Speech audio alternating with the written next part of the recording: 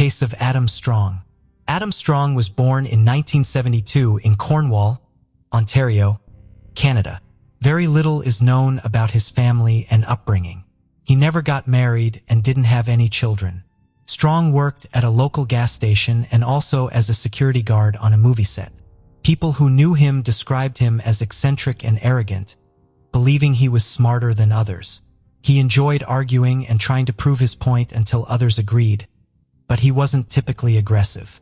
On September 11, 2017, a fisherman in Oshawa, Ontario, made a disturbing discovery in the city harbor. He found a badly disfigured and decomposed human torso floating in the water.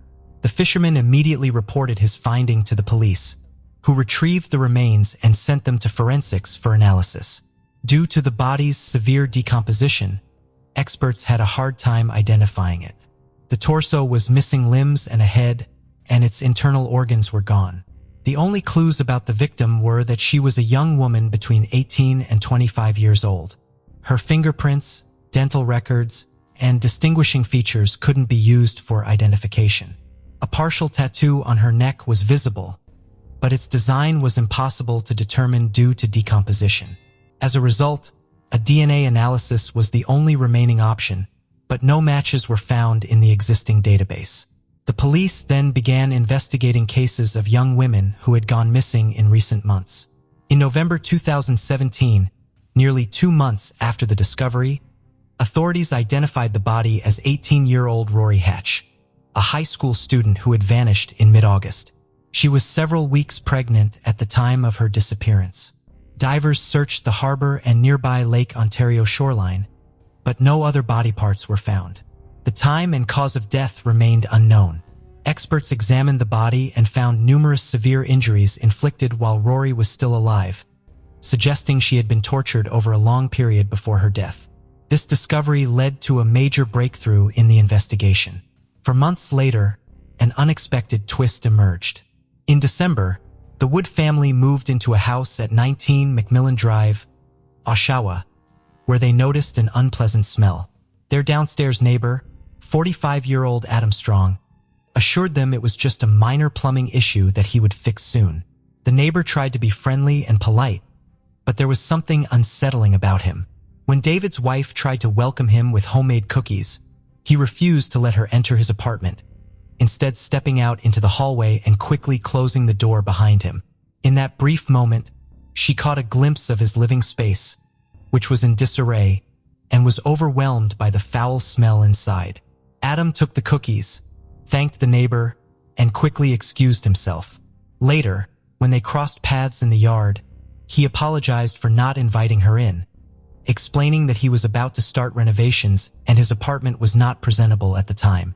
Despite his polite demeanor, he seemed visibly nervous. As the Wood family settled into their new home, they tried to ignore the unbearable smell. However, on December 29th, they finally called a plumber to investigate a sewer blockage, which had intensified the stench.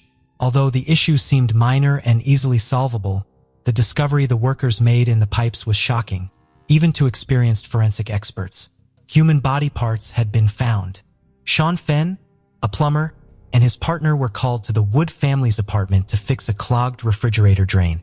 However, when they arrived, they were met with an overwhelming stench, which they soon discovered was coming from the apartment below, belonging to Adam Strong.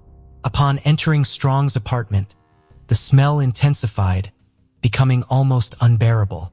Sean, an experienced plumber, had never encountered anything so foul-smelling in his career. While working to clear the pipe, Strong's behavior became increasingly strange and nervous. He refused to leave the area, constantly asking questions about the process. The plumbers tried to ignore Strong's antics, but what they discovered next would be shocking. As they extracted the blockage, they found over 10 kilograms of entangled flesh, hair, and bone fragments, including disfigured human fingers. Strong remained surprisingly calm, asking how the remains ended up in the pipe. Fenn immediately called the police, suspecting they had stumbled upon human remains in the pipes. When the police arrived, they confirmed the discovery of human flesh. Instead of denying the allegations, Strong calmly admitted that Rory Hatch's body parts were stuck in the pipe, with additional remains stored in his freezer. A search of the freezer revealed a severed head, limb fragments, and more, all packed in plastic bags. The apartment was in disarray, with dirty dishes, rotting food, trash, and empty pizza boxes littering the floor. The police also found numerous adult magazines with sadistic content, as well as intimate toys, gags, whips, handcuffs, and devices for binding and hanging, suggesting a disturbing atmosphere. Adam's social media profiles openly displayed his interest in BDSM practices, with explicit photos and videos. Although he didn't have a long-term partner, several former partners accused him of being abusive, leading to their breakups. He wrote reviews of adult films and magazines, indicating he spent most of his free time consuming such content. Behind his calm exterior, he led a secretive life. The police cordoned off Adam's residence, treating it as a crime scene. The initial investigation suggested that they had a lot of work ahead, with potential discoveries that could be just as shocking as the head found in the refrigerator. Notably, the evidence found led investigators to suspect that the discovered body parts belonged to Rory Hatch, whose torso was found in a water body 4 months earlier. A distinctive tattoo on the neck and DNA analysis supported this theory. In Adam's house, investigators found disturbing evidence of a gruesome crime. Hidden among piles of trash were the blood-stained clothes and shoes of Rory Hatch, later confirmed to be the missing schoolgirl. The bedroom, where her bed was found, was covered in her blood, with splatters on the walls, furniture, and ceiling. A dissection table was found in the kitchen, suggesting that the suspect had dismembered and gutted the girl there. The entire area was contaminated with blood, skin particles, hair, and bone fragments. The bathroom was equally appalling, with dirt, blood, and signs of brutal acts everywhere. It appeared that Adam had attempted to dispose of the body by flushing it down the toilet in parts.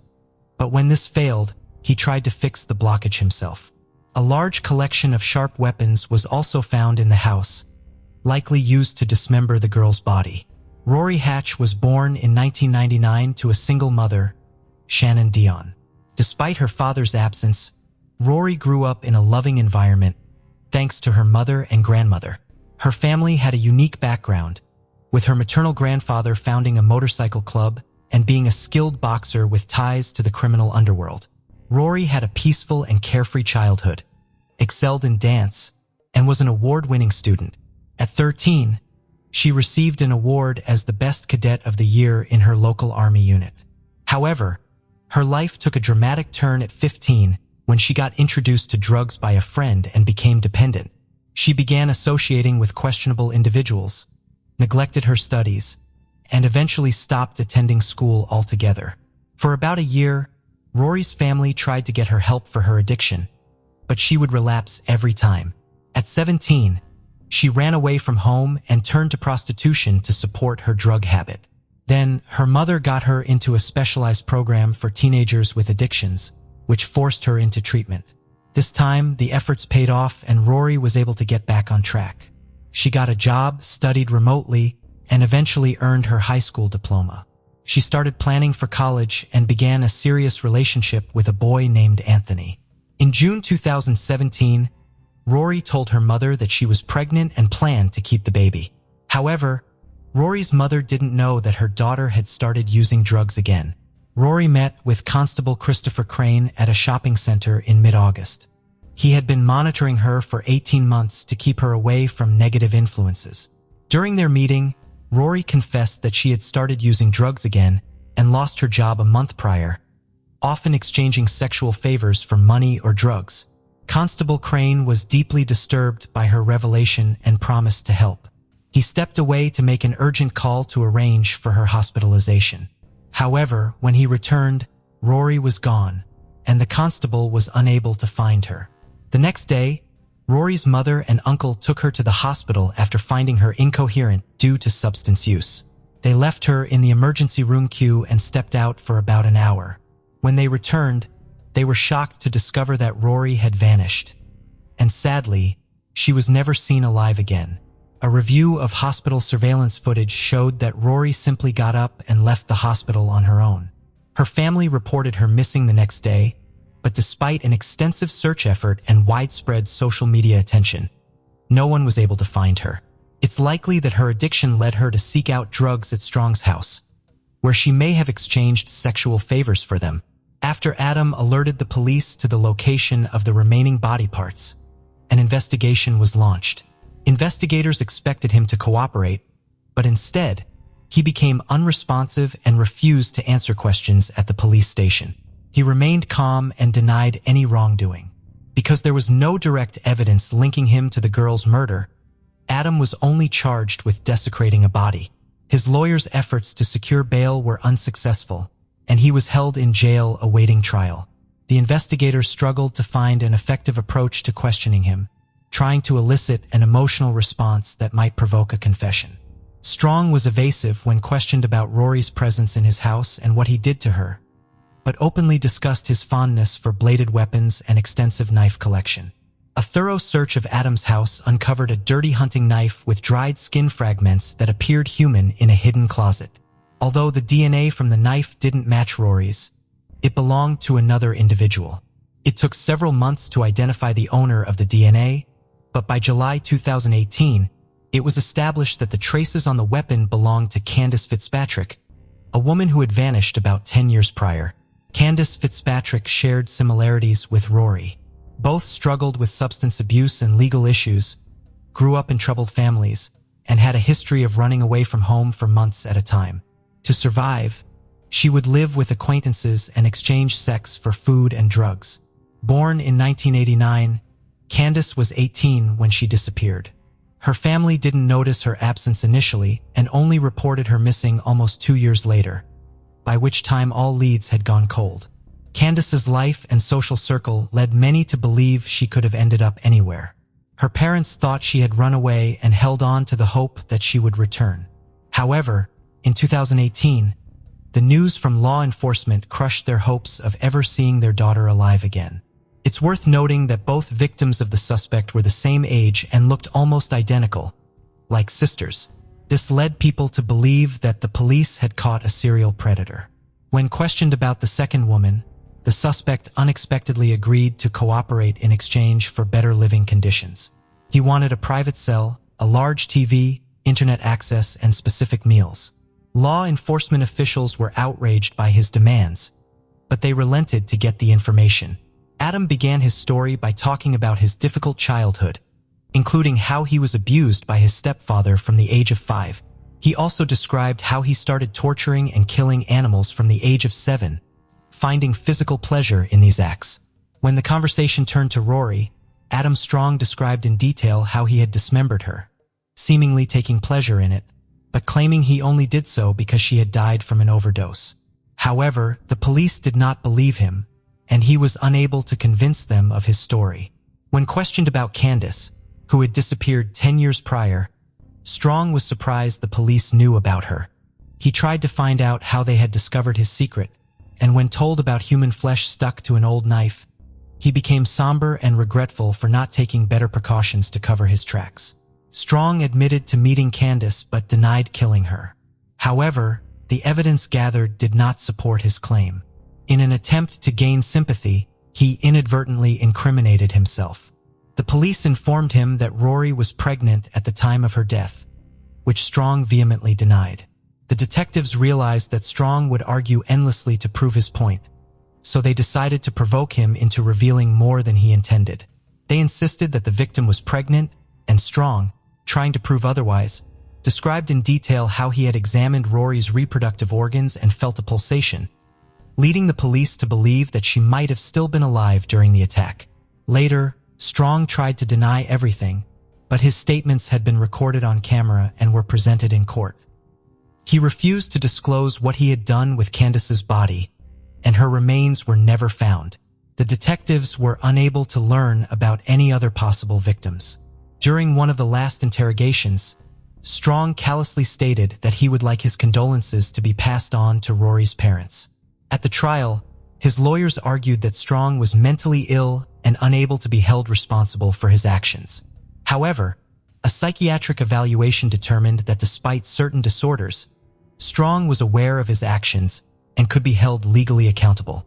The trial began in September 2020, 3 years after Rory's death and 12 years after Candace's disappearance. Strong was charged with 2 counts of murder and desecration of Rory's remains. Although he never admitted his guilt, the evidence and his confessions left no doubt about his involvement in the heinous crimes. 4 of Strong's former partners also testified, describing his cruelty and violent tendencies. According to the prosecution, Strong had lured both women to his home, promising them money for intimate services, and then killed them. Adam Strong brutally murdered his victim, subjecting her to a prolonged and agonizing ordeal.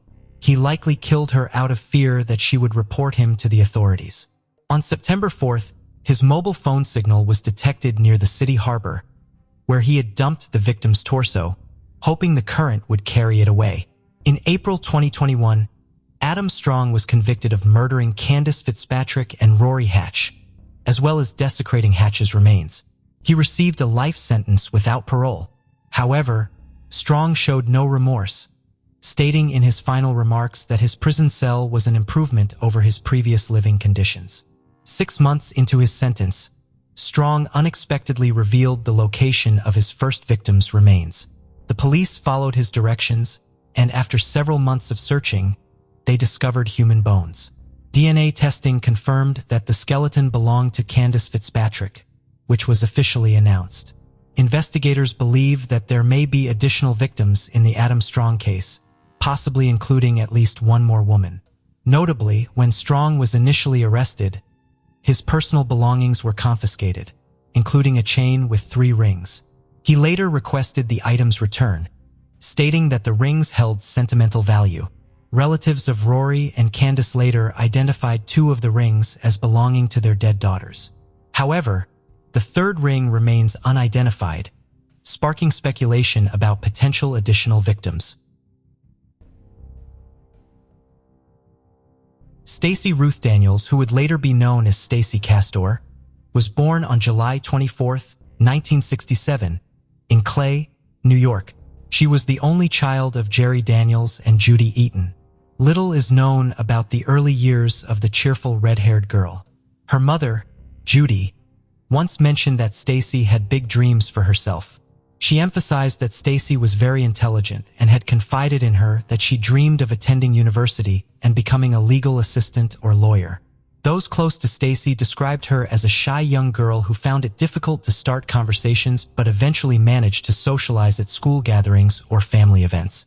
In 1985, at the age of 17, Stacey was still in high school when her life took an unexpected turn. During this time, she met the outgoing Michael Wallace, who was 23 years old. Michael, born on September 16, 1961, in Auburn, New York, worked as a mechanic. Despite their contrasting personalities, they began dating a few months after their first meeting. While Michael enjoyed being the center of attention and surrounded by people, the reserved Stacey preferred to stay quiet and keep a low profile. However, their temperaments seemed to complement each other, and the couple formalized their relationship. Stacey, excited, told her close friends that she fell in love with Michael within 5 minutes of meeting him and was certain she would become Mrs. Wallace. On April 7, 1987, Stacey's prediction came true. After 2 years of dating, the 20-year-old Stacey married the 25-year-old Michael. Judy recalled that her daughter was very happy after the wedding.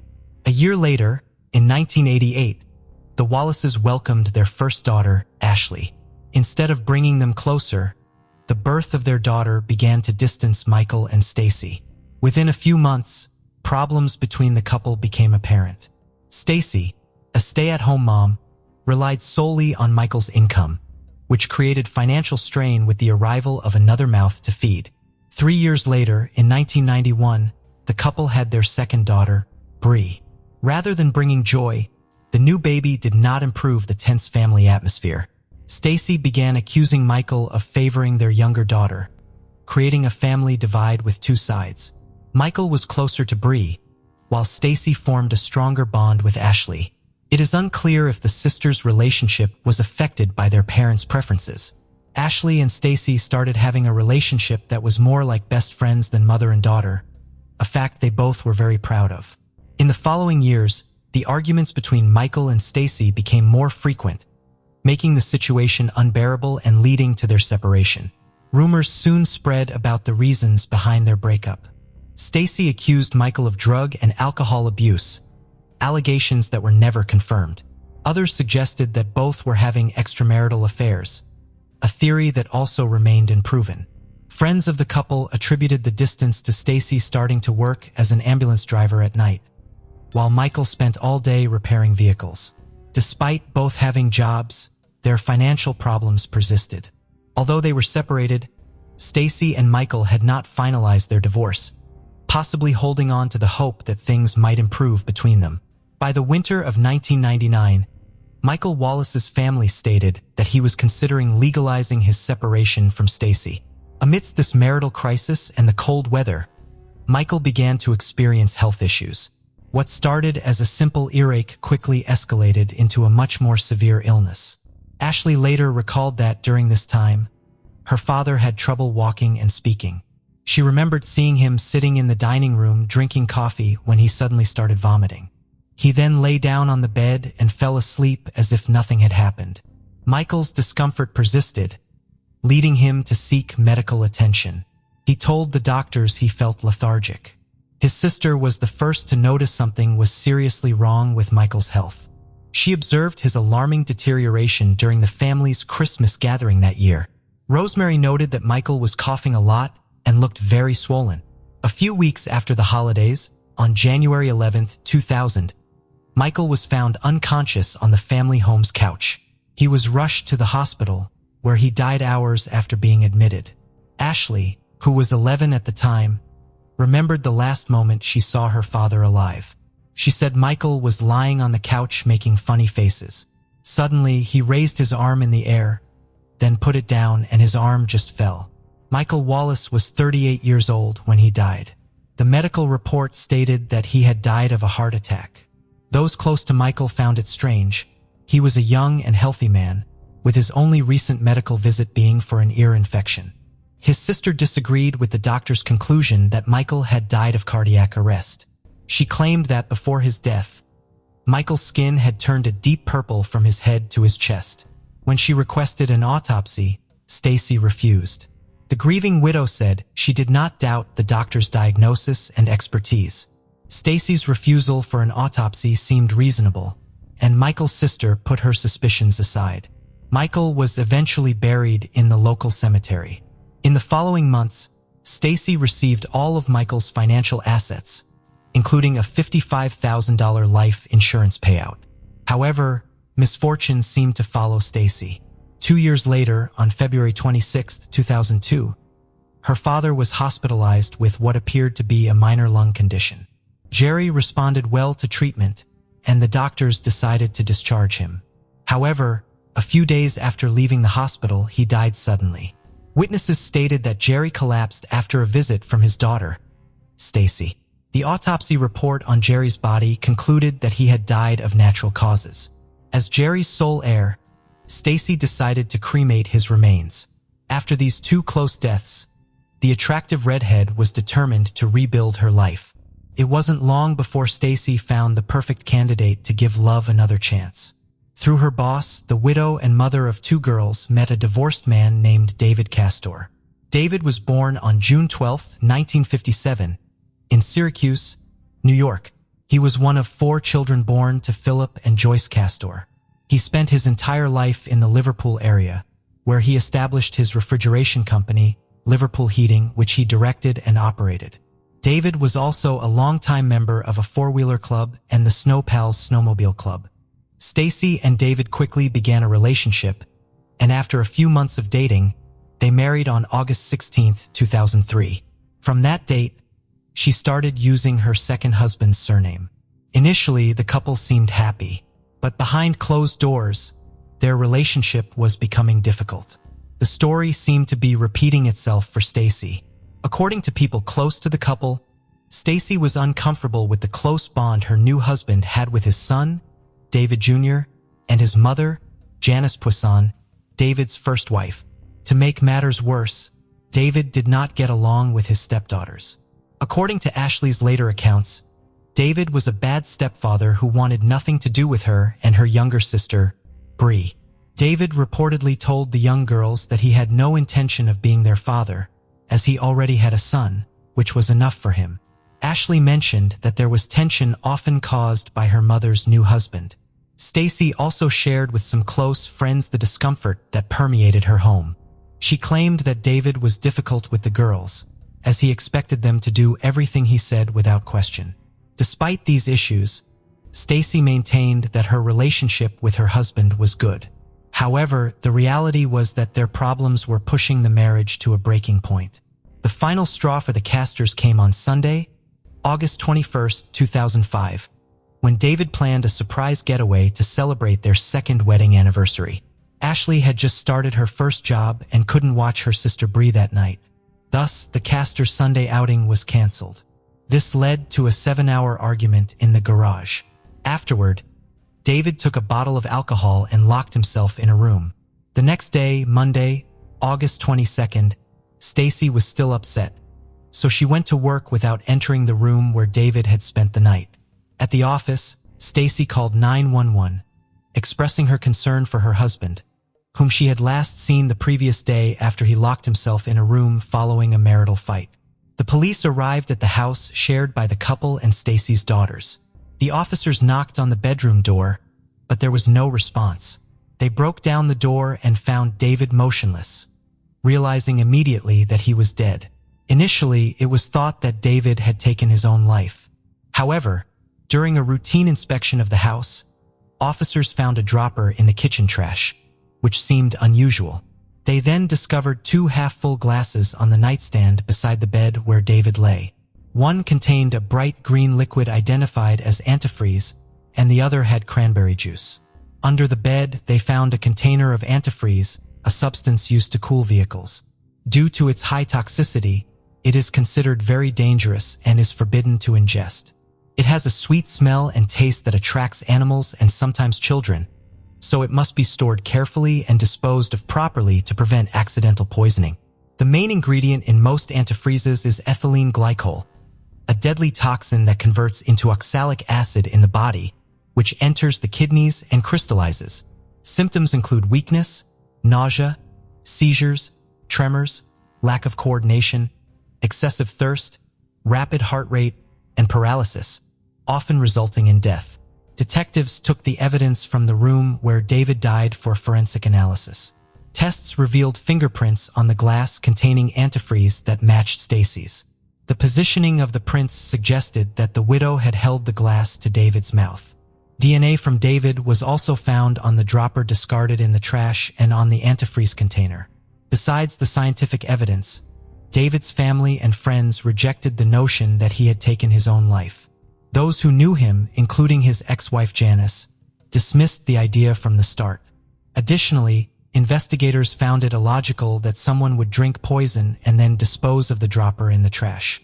All indications pointed to something sinister behind David Castor's death. The case was assigned to a veteran detective who began a 2-year investigation. He immediately ordered covert surveillance of Stacy to observe her movements without her knowledge. Stacy had buried her second husband next to her first. Investigators set up surveillance cameras at the cemetery, hoping the widow would visit the graves and reveal suspicious behavior. But she never showed up.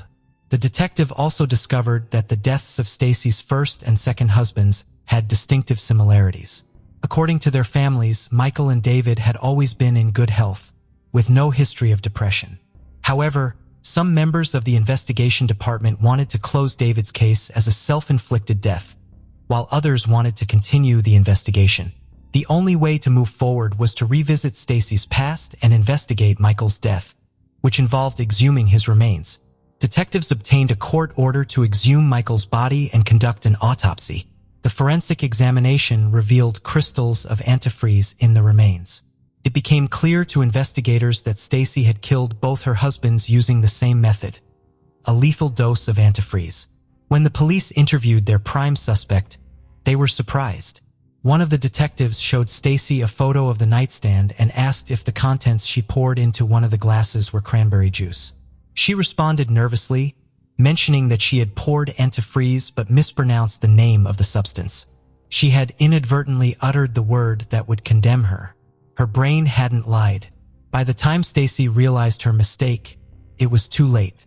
She tried to correct herself, accusing the detective of trying to confuse her to incriminate her. She continued protesting, but the damage was done. Realizing she was caught, Stacy requested a lawyer. Meanwhile, the police decided to talk to Ashley. They waited for her to finish her first day of university classes and informed her that they had performed an autopsy on her father, Michael Wallace, discovering that he had been poisoned. Ashley later recounted that she broke down in tears and was furious when the officers told her they had exhumed Michael. It was difficult for Ashley to accept that her father's memory was being disturbed. She immediately called her mother, telling her everything in a distressed state. Stacy listened attentively. It's unclear what thoughts crossed her mind, but she invited her eldest daughter over to talk in detail while sharing some drinks. Given the horrible week she had had, Ashley agreed. As soon as she arrived at her mother's house, Stacy prepared a drink for her. After a few sips, Ashley passed out. The next day, Stacy promised they would drink together again after classes. Ashley accepted the second invitation and, as agreed, went to her mother's house after university. Stacy made her a cocktail that supposedly contained vodka and juice. Although Ashley noticed a strange taste, she drank it, trusting her mother completely. The following day, Bree found her sister Ashley unconscious and barely breathing. The teenager alerted her mother, shouting at her to call 911. While Stacy dialed emergency services, Bree found a note in Ashley's room, supposedly confessing to killing both her father and stepfather. Paramedics arrived within minutes and rushed Ashley to the nearest hospital. The doctors informed the family that if she had arrived 15 minutes later, she would not have survived. When Ashley regained consciousness, detectives questioned her about her suicide attempt and the note she had left. She was shocked and confused, assuring the officers that she had not tried to harm herself, nor had she confessed to killing anyone. Ashley recalled the last thing she remembered from that night was drinking the beverage her mother had given her, noting that it had tasted strange. The police had no further doubts and immediately arrested Stacy at the hospital on suspicion of attempting to kill her daughter and murdering her husband, David Castor. The investigation later revealed some of the calls Stacy made after learning about Michael's exhumation. In a conversation with a close friend, detectives overheard Stacy's concerns about the exhumation and her attempts to distance herself from the accusations. From the day Stacy was detained, the only person who believed in her innocence was her mother, Judy. Judy could not accept that her daughter had killed her two husbands and then tried to harm her own eldest daughter.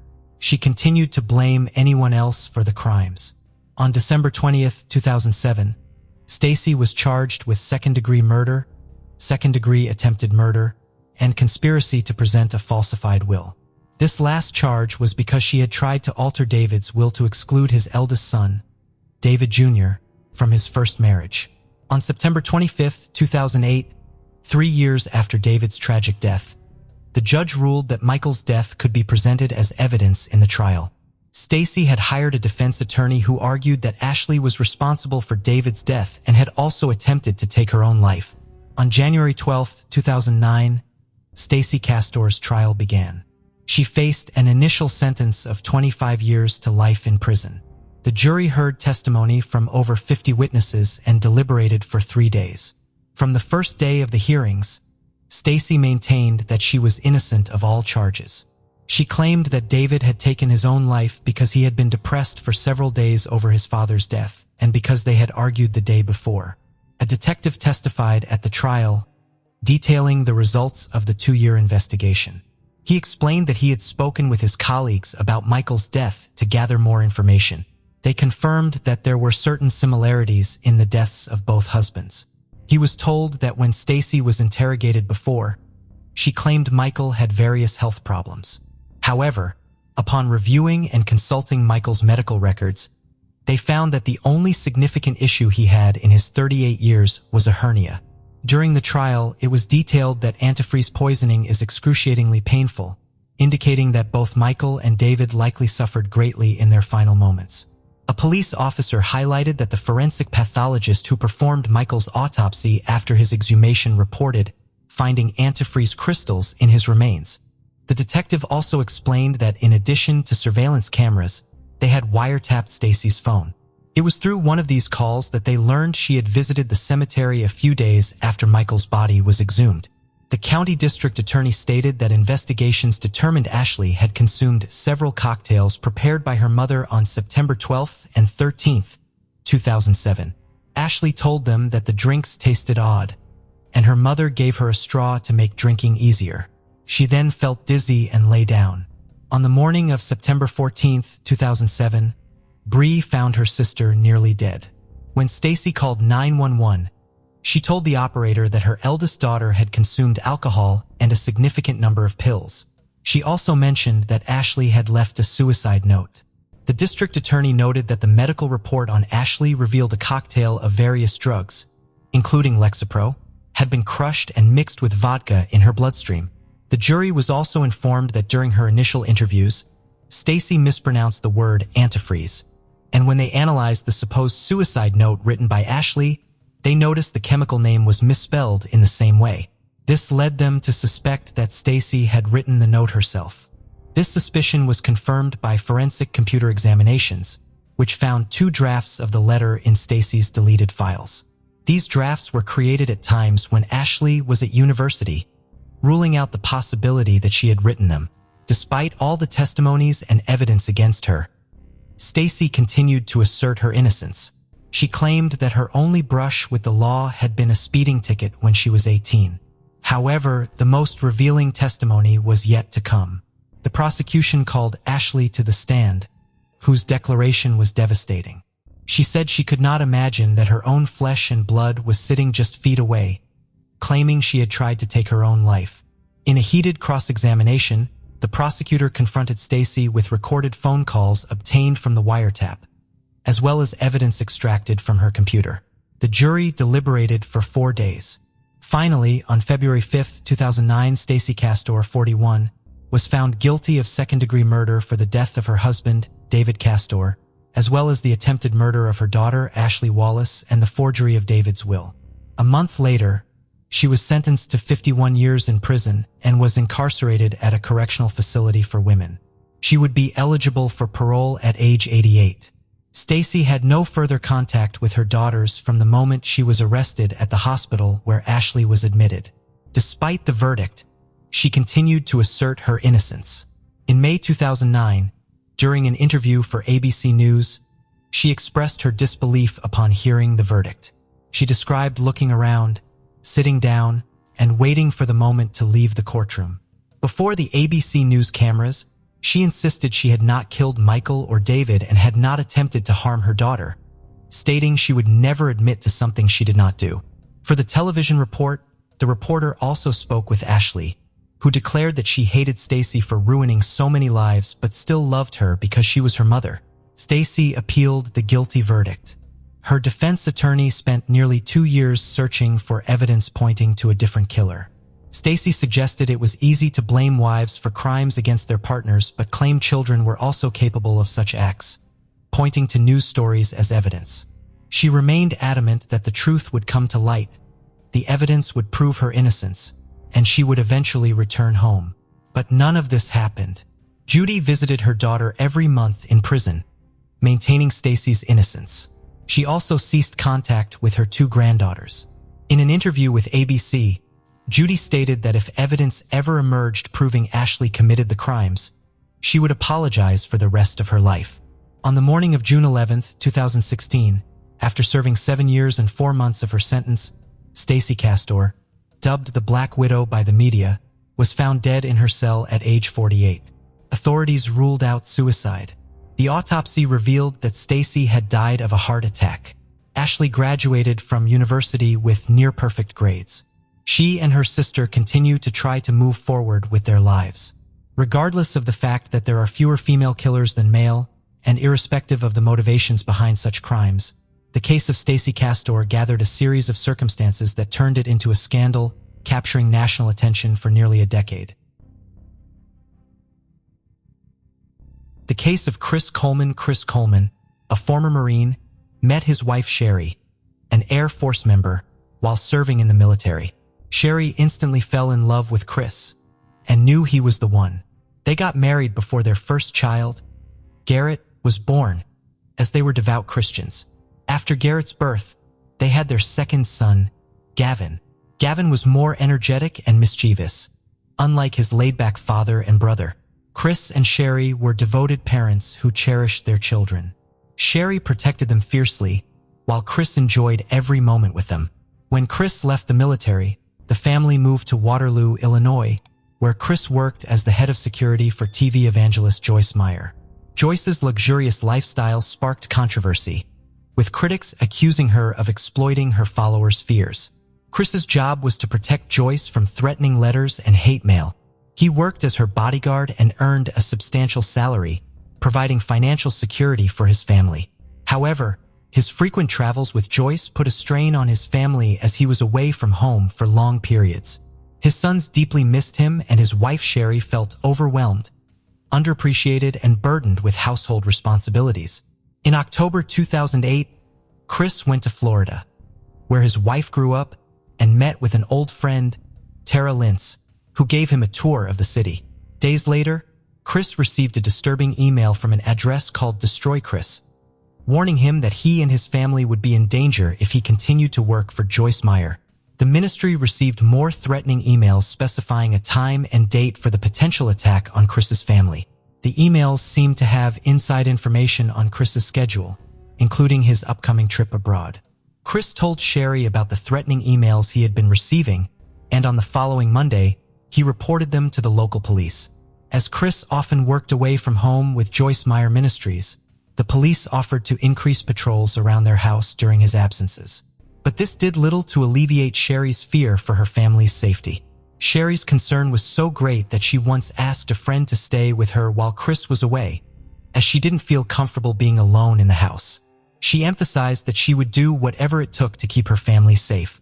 2 months into the threats, the Colemans received a disturbing, hand-delivered letter demanding that Chris publicly renounce his faith or face severe consequences. The letter's ominous tone left Sherry genuinely fearful for her family's safety. The threat had a profound impact on Sherry, and her fear grew daily. To respond to the threat, Chris and Sherry took extra precautions to protect their family, including installing surveillance cameras around their home, which captured footage of the surrounding area and sent it to a screen in their basement office. Chris hoped the cameras would help identify the person behind the threats. After the cameras were installed, the threats suddenly stopped and life returned to normal for the family. For a few months, everything seemed fine.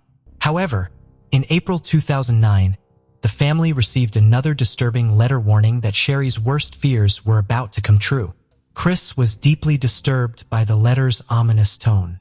After reviewing the security footage, Chris was shocked to see a mysterious silhouette. Although the figure's identity remained unknown, its presence reignited Chris's concerns for his family's safety. The renewed sense of fear led to increased police efforts to protect the Coleman family. Detective Sergeant Justin Barlow from the Columbia Police Department took a particular interest in the case and offered to help the family.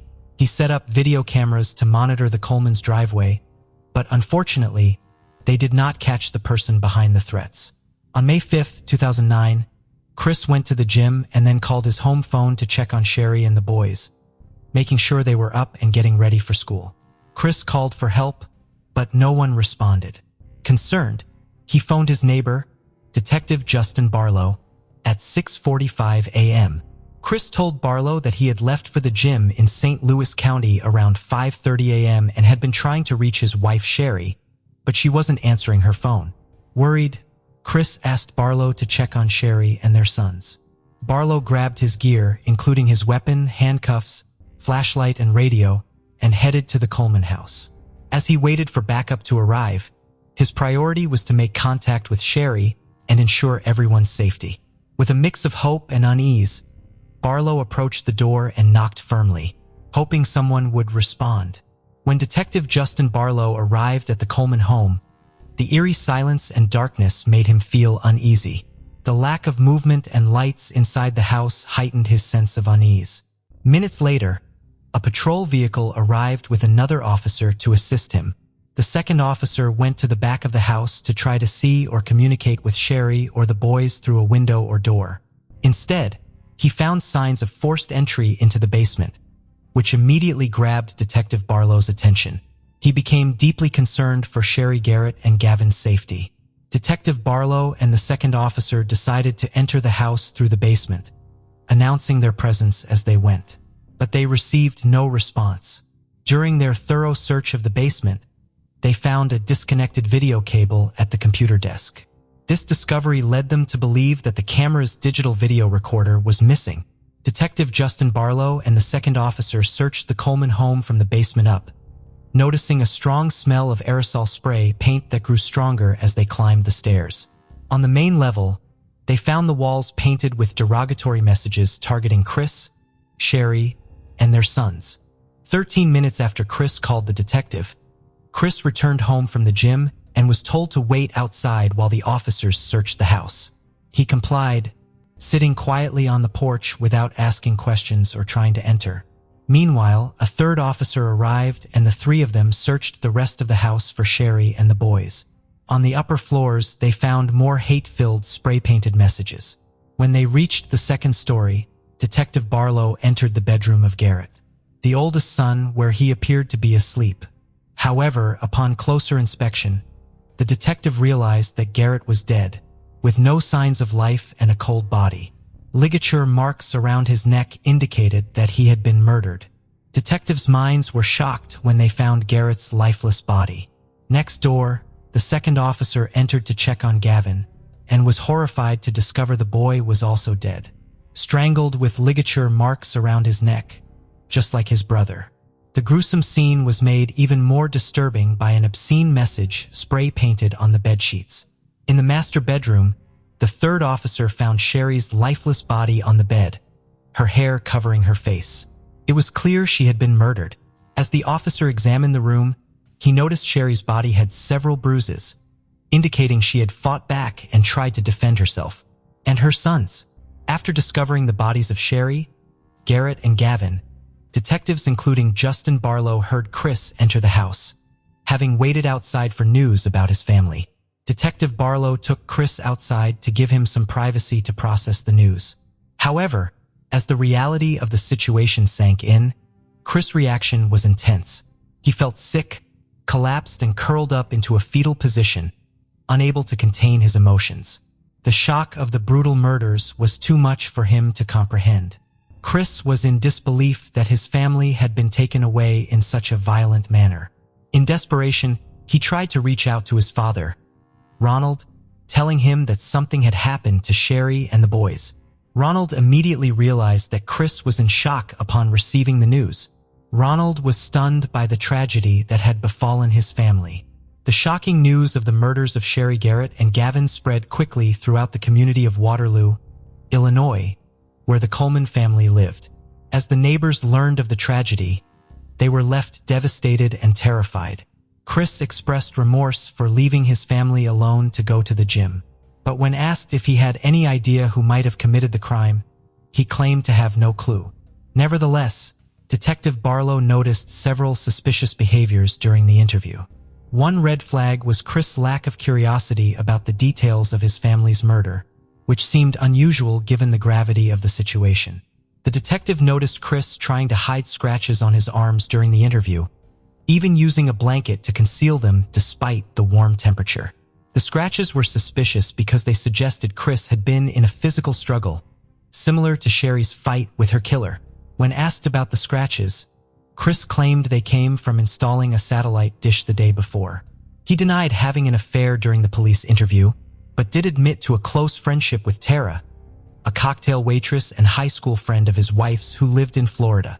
Chris said his conversations with Tara were innocent, but wouldn't have been approved by his wife. He insisted he would never consider leaving his family for Tara.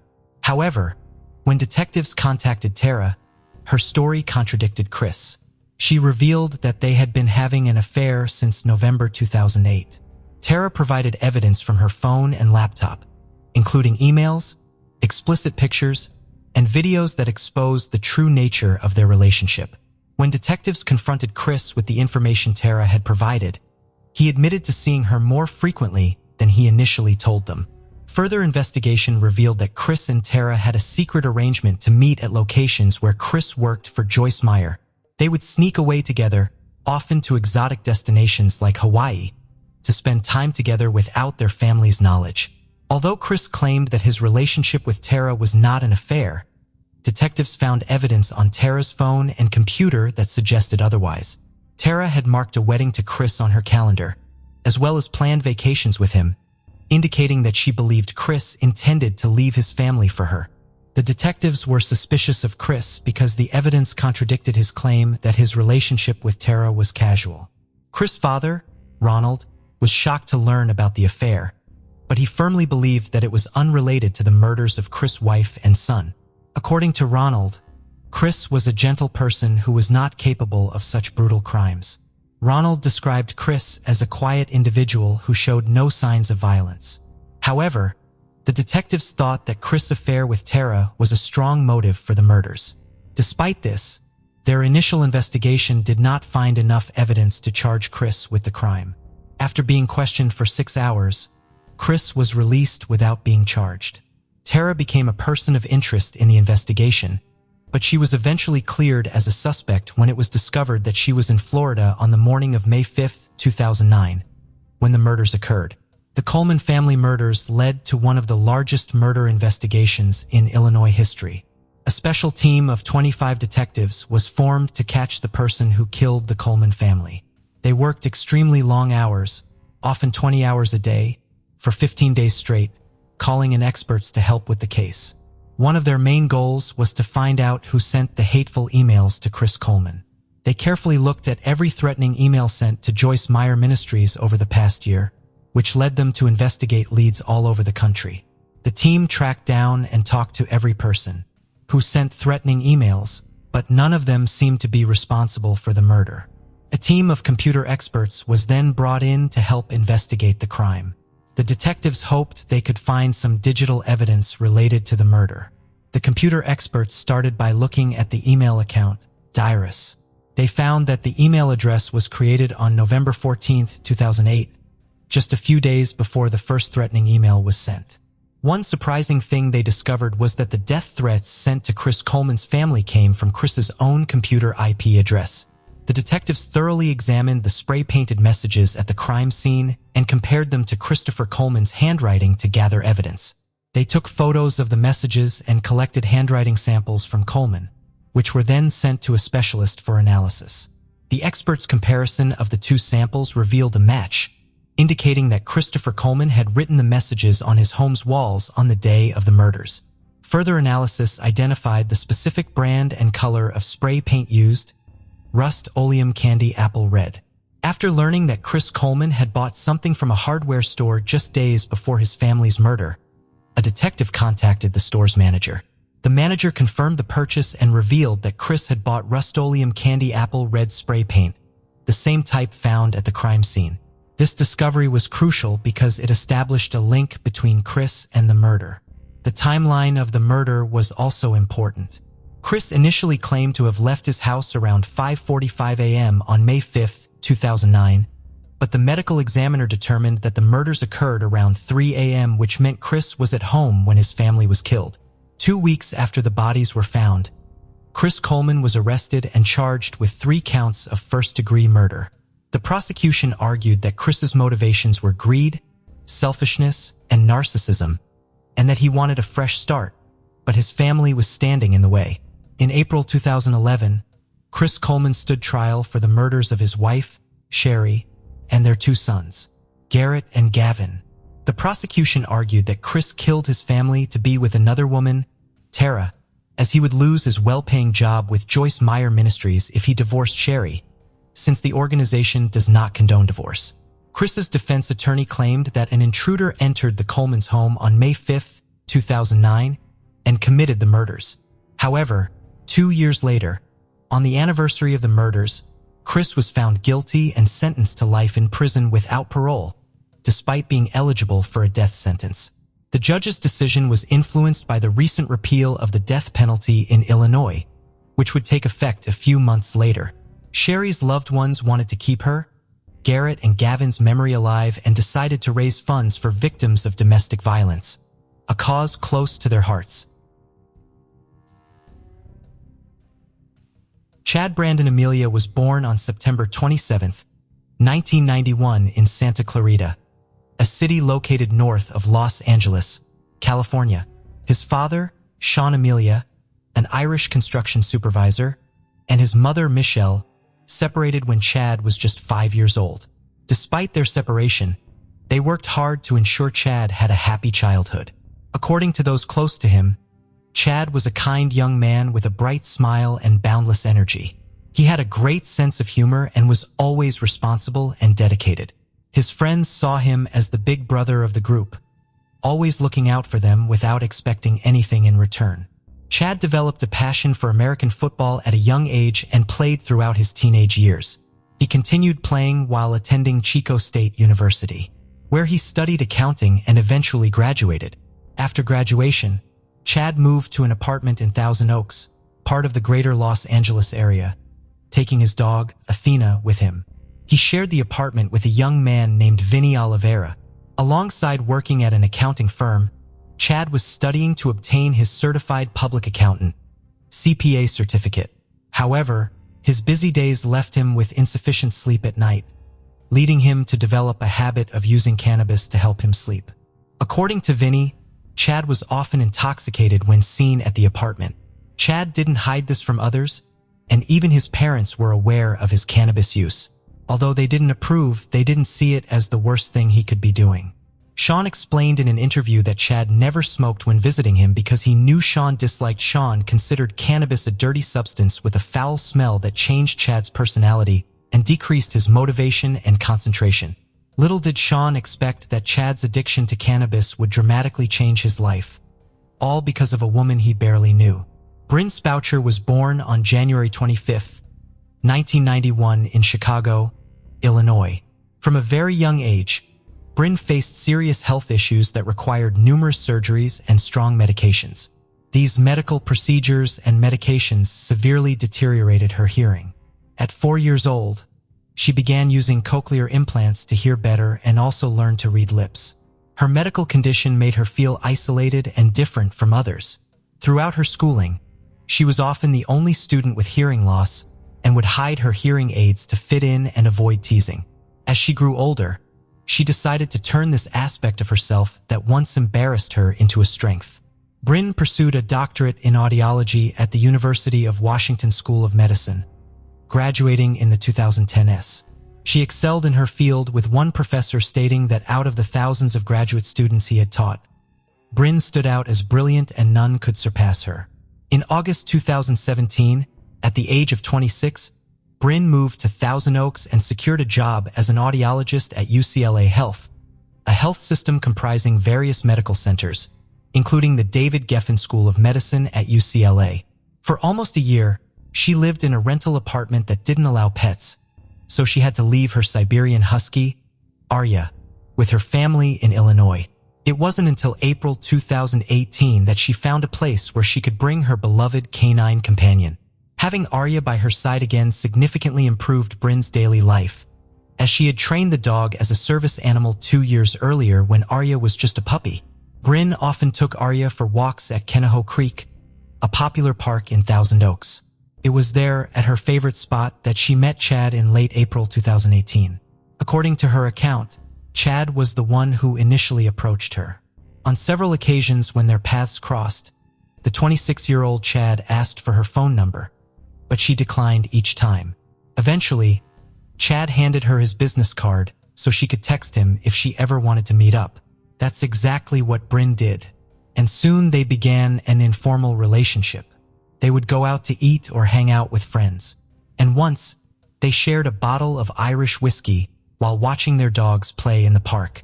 Bryn was drawn to Chad's sarcastic humor, which contrasted with his kind and sweet personality.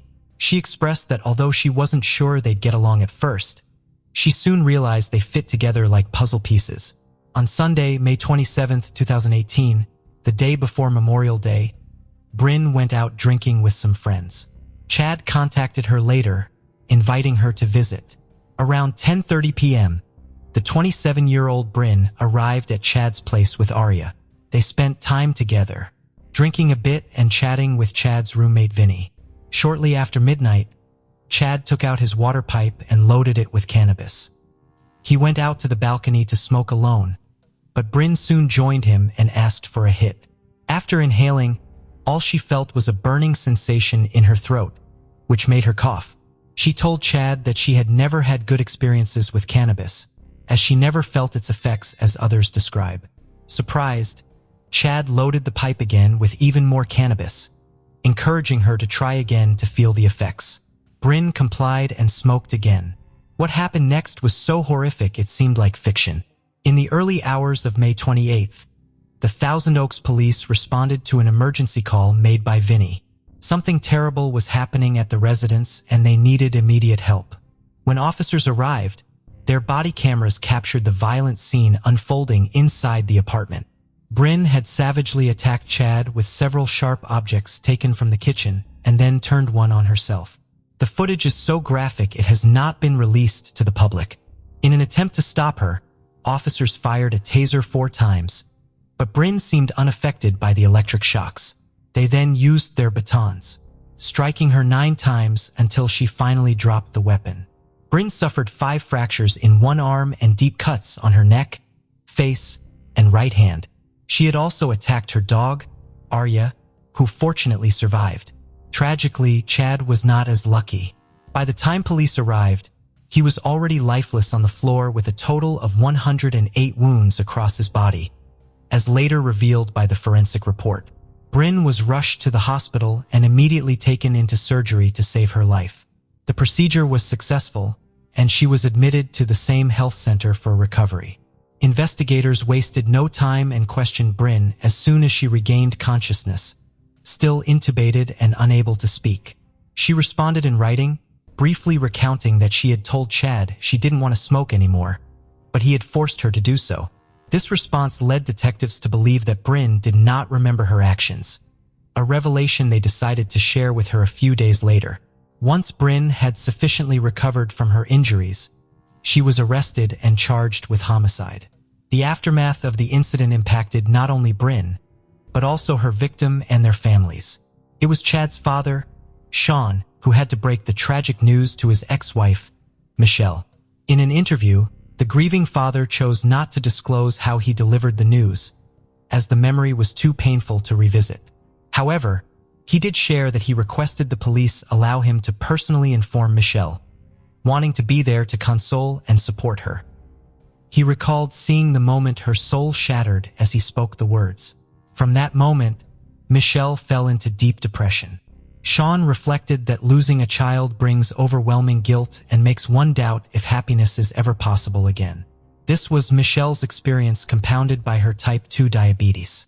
After the funeral, she felt she had no right to smile. She refused to let loved ones take photos of her looking happy, believing it would be disrespectful to her mourning and her son. This mindset led her to neglect her health, ceasing her medical treatment. 18 months after Chad's death, Michelle passed away from severe cardiac dysfunction. Tragically, she did not live to see the conclusion of Bryn's trial. Though it's impossible to know, it's likely the delay between the last hearing and the sentencing of the person responsible for her son's death would have caused her even more pain. Sean explained in later interviews that shortly after the legal proceedings against Bryn began, he started receiving notifications that the defense had requested extensions, claiming they needed more time to prepare for trial. These messages arrived at least every 6 months. This situation dragged on for over 5 years, also impacted by the COVID-19 pandemic. Thus, the first trial hearing did not occur until November 9, 2023. During this initial proceeding, Bryn, fully recovered from her injuries, had the opportunity to testify before the jury and those present in the courtroom. The then 32-year-old woman, equipped with a real-time transcription monitor on both the witness stand and the defendant's bench, shared her story. Bryn recounted her life before describing the events of May 27, 2018. She stated that after encouraging her to smoke a second time, Chad got up to fetch the water pipe. Once loaded, he brought it to her face, insisting she inhale immediately to feel the effects. Bryn explained she felt she couldn't refuse him, admitting he hadn't used physical force, but his persistence frightened her. She revealed that Chad did not always exhibit the sweet demeanor others attributed to him and that she had seen him in bad moods, which pressured her into compliance. According to Bryn, minutes later she began to feel as if they were trapped in a time loop. The conversation with Chad seemed to repeat endlessly, giving her a constant sense of déjà vu. She lost the ability to form coherent sentences, which caused her anxiety. Seeking relief, she went back inside, lay down on the couch and closed her eyes to calm herself. She then reported hearing voices in her head and seeing things with her eyes closed that were clearly not there, all while feeling trapped in a never-ending cycle. At some point, Bryn felt she had died, believing she was trapped inside her own corpse. She described seeing and hearing her loved ones mourning her, even feeling hands touching her body. This wasn't the most bizarre experience of that night. She claimed to have had an out-of-body experience, seeing her own body lying on the couch from above. She added that Chad was beside her, crying uncontrollably, and paramedics were attempting to revive her. Before continuing, Bryn clarified that what happened next felt as if she were in a movie, viewing events from the perspective of one of the characters, as if it were happening to someone else, not her. She recounted pushing the chairs aside in the apartment to make her way to the kitchen, where she grabbed 2 knives and threw them forcefully at Chad. She then took 2 more knives and approached one of the dogs, attacking it. Bryn thought she heard Chad ask why she had hurt Athena, but later learned it was Arya. She then walked to where Chad was standing, and just as she raised the knife against him, she lost consciousness completely. Despite this, she continued hearing voices in her head, urging her not to stop. She also heard Vinny, who ran out of the apartment to call the authorities. The hallucinations persisted for what felt like hours, becoming so intense that she ended up cutting her own neck with the knife. After that, everything went black again. Eventually, Bryn regained consciousness, though not fully and not for long. It was not a slow, gradual process, but quite the opposite. She felt the electric shocks from the police taser used to make her drop the knife, and in her delirium, she thought they were using a defibrillator to resuscitate her. She recalled waking up in the hospital when authorities began asking her about what had happened. However, her memories were blurry, and she couldn't distinguish what was real from what she had hallucinated. It wasn't until 2 days later that investigators informed her she had killed Chad. The defense attorney referenced tests conducted on the water pipe after the incident and called another person to explain the results. The expert stated that drug detection tests are not 100% reliable, as some substances might not be immediately identifiable. He asserted that while the report clearly indicated the presence of THC, the main psychoactive component of cannabis, there was a significant possibility the weed had been laced with something else. This was even more probable if Chad had purchased it from an illegal vendor who might add other substances to enhance effects and reduce costs, despite recreational marijuana being legal in California at that time. Bryn's legal team also highlighted that until then, it had been overlooked that Vinny, Chad's roommate, had smoked the same substance earlier and also experienced hallucinations. Based on this, Bryn's defense portrayed her as an innocent woman with little experience in substance use, who couldn't have known what she was smoking when coerced into it. This was corroborated by testimonies from her acquaintances. Old friends from high school testified that she was never interested in drugs, which was why she had cut ties with some people. A 33-year-old woman named Amy Carriwick, who met Bryn in 2007, mentioned they bonded over shared interests in high school. She noted that while Bryn played basketball, she played softball, and they both enjoyed activities typically unpopular among girls like camping and hiking. Bryn first smoked marijuana in 2014 when she started dating a man named Kevin, with whom she had a 3-year relationship. The couple took a joint to a mountain campsite in Washington and decided after smoking that it wasn't for them. Kevin, a personal trainer and ex-Marine, believed Chad could have coerced her into smoking that night. He explained that they broke up in 2017 when Bryn moved to California, but described her as carefree, charismatic, and pleasant. It was logical for the defense attorneys to base their strategy on these arguments, as California's penal code stipulates that individuals under the influence of drugs or alcohol are fully responsible for their actions unless they were forced or deceived into intoxication. Despite their efforts, the jury ultimately rejected this argument.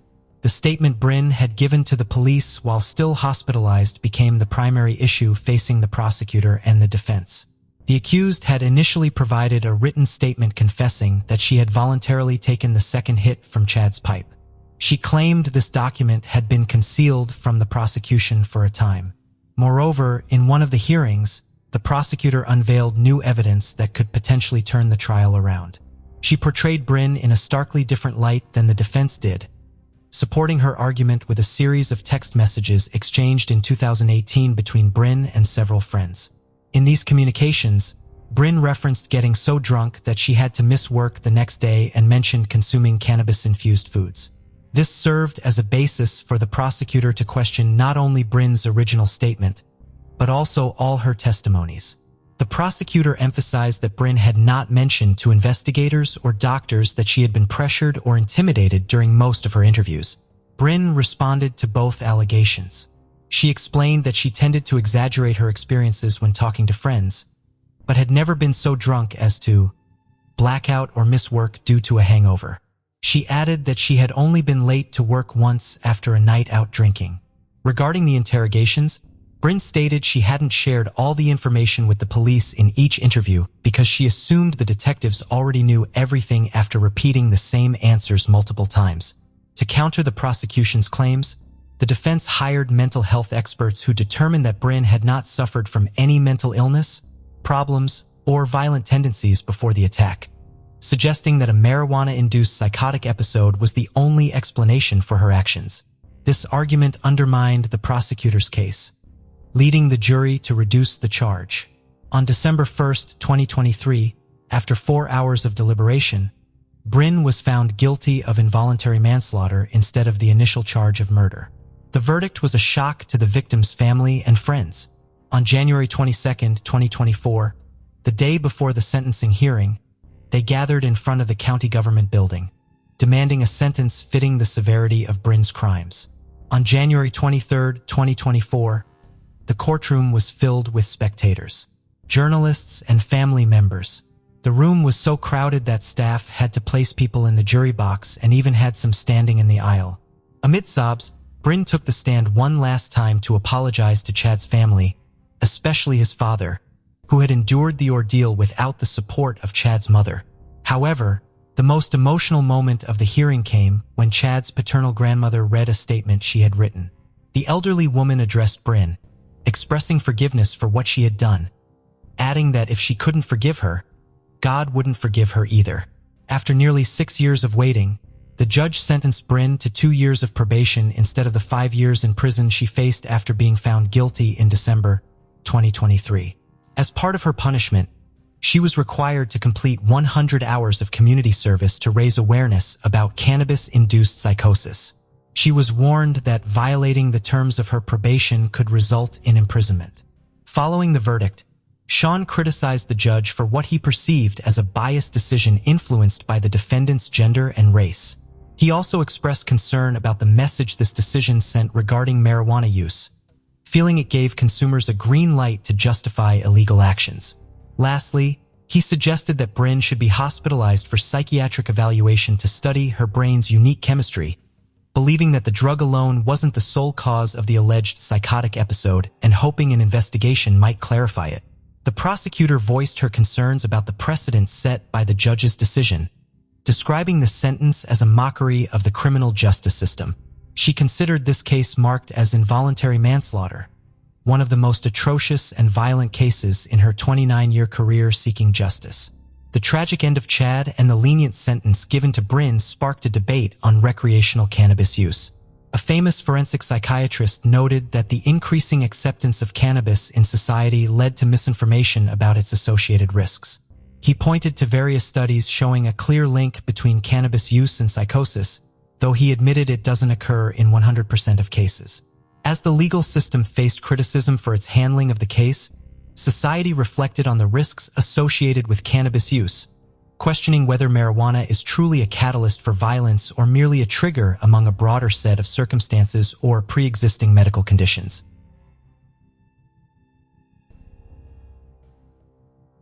The case of Kelly Cochran. Christopher Reagan was born and raised in Detroit, Michigan, where he spent his early years. At the age of 20, he decided to serve his country and join the military. Christopher committed himself to protecting the peace and safety of his fellow citizens. Christopher was stationed at a military base near Marquette, where he met Terry O'Donnell, a young teacher from Iron River. They lived in the same area and would often see each other around town as they spent more time together. They remained close friends for many years, but Christopher eventually decided to leave the military and move to Traverse City.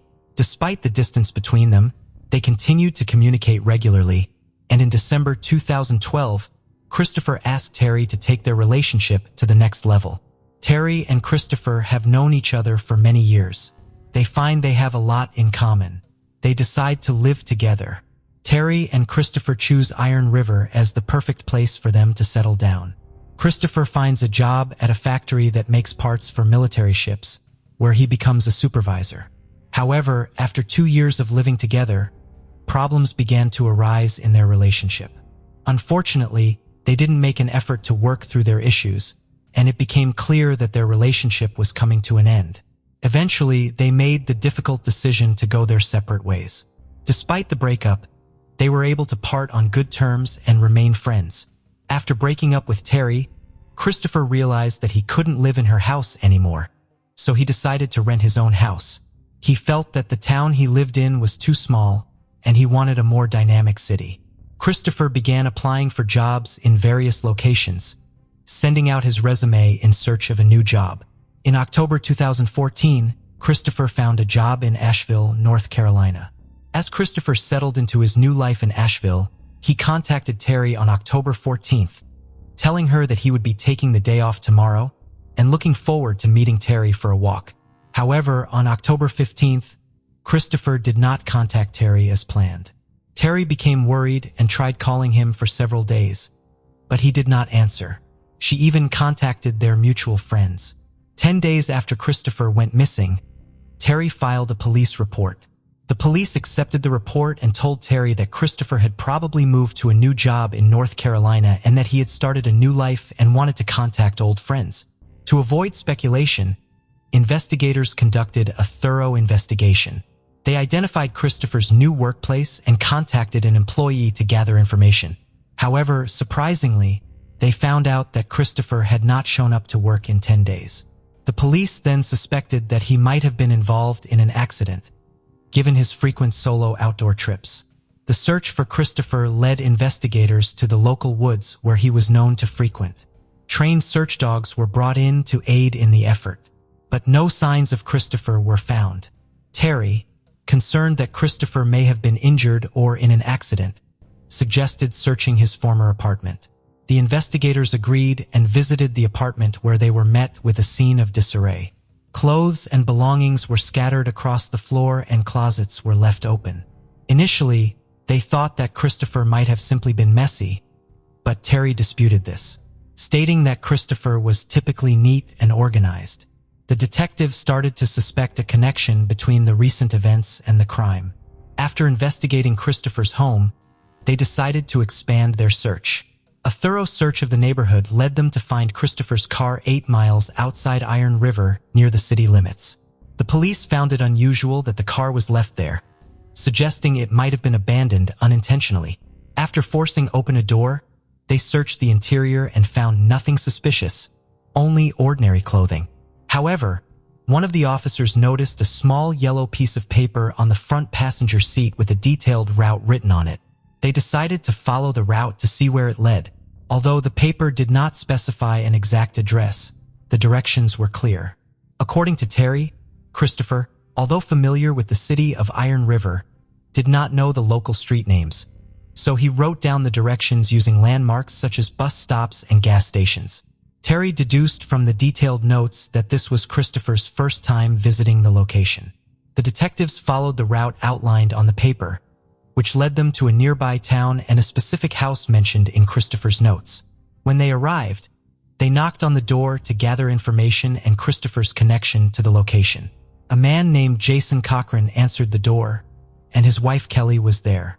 The police explained that they were investigating Christopher's disappearance and had found a lead pointing to this address. Terry, who worked with Christopher at the same factory, revealed that they were co-workers. She had tried to contact Christopher via text message in mid-October but had not received a response. Investigators found a note in Christopher's car that showed the route to Jason's house. Although confused, Jason and Kelly agreed to cooperate with the investigation. After a short interrogation without any further clues, the detectives left Jason Cochran's house. Detectives then interviewed Christopher's co-workers at the factory. A supervisor shared that Christopher had been having an affair with Kelly Cochran, which was an open secret among employees. This revelation sparked interest, leading investigators to re-question that Jason and Kelly. During reinterrogation, Kelly confessed to her relationship with Christopher. However, she claimed that she could not reveal this information earlier because her husband Jason was present. According to Kelly, Jason agreed to her affair. However, Christopher's colleagues disputed Kelly's story. They claimed that Jason did not approve of Kelly's affair. When Jason was later brought in for questioning, he completely denied approving of Kelly's affair. His strong objection to Kelly's infidelity aroused suspicion and made him a suspect. The investigation into Christopher's disappearance was ongoing, but the lack of concrete evidence made it impossible to determine whether Kelly was involved. As a result, Kelly and Jason were released from the police station. The case remained unsolved for 5 months. In March 2015, a new investigator, Detective Jeremy Ogden from the Hobart Police Department, took over the case. Jeremy Ogden began by thoroughly examining the Jason Cochran family's background. Kelly and Jason had met in high school and started living together soon after graduation. They had distinct personalities. Kelly was outgoing, sociable, and talkative, while Jason was quiet and reserved. He rarely initiated conversations, only responding to questions asked of him. Despite their differences, they decided to get married. After the wedding, they started a business together, providing swimming pool maintenance services. The business was modest, but it provided a decent income for they. Jason handled most of the pool maintenance work, but the constant stress and physical strain took a toll on his health. He began to experience back problems and felt increasingly heavier every day. Eventually, he realized he could no longer continue running the business. Kelly then took over the responsibilities of running the business, hoping that Jason would soon recover and return to his duties. However, his condition continued to worsen, and medical treatments were not providing the desired relief. Searched for alternative ways to help her husband recover. During her search, Kelly discovered a plant that offered hope for Jason's recovery. However, the plant was banned in their home state, making it inaccessible to them. To access the treatment, Kelly and Jason decided to relocate to Michigan, specifically Iron River Township, in 2014. Jason consulted his doctor and received a prescription for pain medication. Around the same time, in early 2014, Jason's wife, Kelly Cochran, started working at a factory that manufactured parts for U.S. warships. Kelly and Jason moved to the area. Kelly and Jason worked at the same factory where Christopher Reagan worked. Christopher and Kelly found common topics of conversation and over time became close friends. This friendship was especially important to Christopher. After gathering evidence, prosecutors presented their case to a Michigan judge to obtain a search warrant for Kelly and Jason's home. The judge granted the warrant, and on March 6th, a team of investigators searched Kelly and Jason's home, carefully searching for any evidence related to Christopher's disappearance. The only significant discovery was a book written by Jason. He used a pseudonym in the world of video games. The title of the work was Ordinary, but its content was horrifying. In this dark and violent book, Jason described the murder of the person who had harmed him. After reading the book, the detectives noticed a character who bore an uncanny resemblance to Christopher. This raised suspicions about Jason, leading them to wonder if he had been inspired by the real-life crimes he had committed. 3 weeks later, a second search of Jason's home was conducted. The police hoped to find crucial evidence that had been missed in the first search. However, when they arrived at the Jason's home, they found it empty with no cars in sight. Repeated attempts to knock on the door went unanswered. It was later discovered that Kelly and Jason had fled the state shortly after the initial search, moving to Indiana. Their sudden departure left investigators concerned. Michigan police, needing a DNA sample, asked Indiana police for help. Indiana police went to Jason's new home, where they had just moved. The investigation into Christopher Reagan's disappearance ran out of clues. Time passed, and on February 22, 2016, Hobart, Indiana, police received a frantic call from Kelly Cochran, who tried to explain that her husband, Jason, was not breathing. When paramedics arrived, Kelly was in a panic. It was clear that Jason was beyond saving. He was sitting in a chair, his face burning like fire, as if he had overheated. The doctors officially confirmed Jason's death. His body was then sent for a thorough forensic examination. Meanwhile, Kelly was handed over to a police patrol and taken to relatives who lived nearby.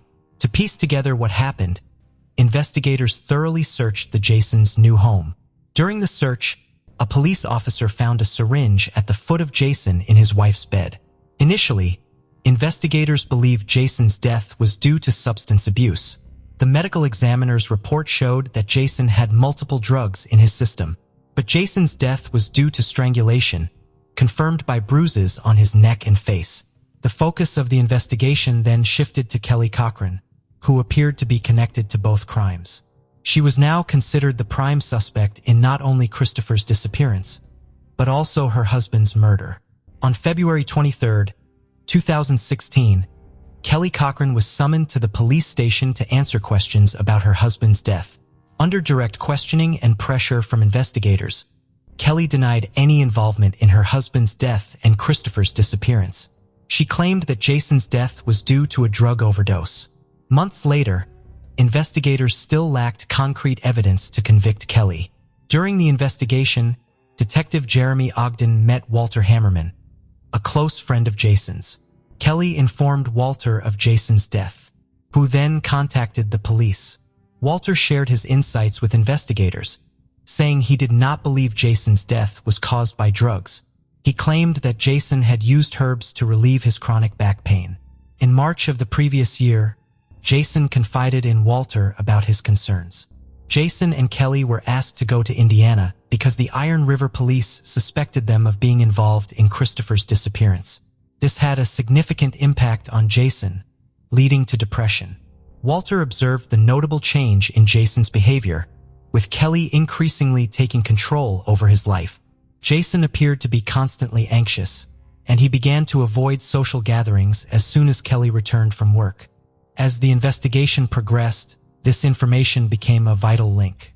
After the medical examiner determined that Jason had died from strangulation, Detective Ogden devised a plan to pressure Kelly into revealing the truth about Jason's death. Walter, Jason's friend, was used as bait to lure Kelly into a trap. On March 12, 2016, Walter, under police surveillance and equipped with a listening device, called Kelly. He told her that Jason had given him a letter containing important information before his death, with the condition that it be sent to the police if anything happened to him. However, Kelly surprisingly asked Walter to drop the idea, which caught both Walter and the police off guard. Despite this development, the detective still lacked direct evidence to build a case. In the weeks following her initial questioning, Kelly was subjected to multiple interrogations by investigators trying to uncover the truth.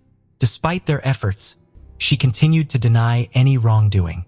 However, on April 26, 2016, it became apparent that Kelly Cochran had evaded the scrutiny of investigators and was on the loose. Detectives joined forces with police officers from Iron River and Hobart to launch a federal manhunt for Kelly Cochran.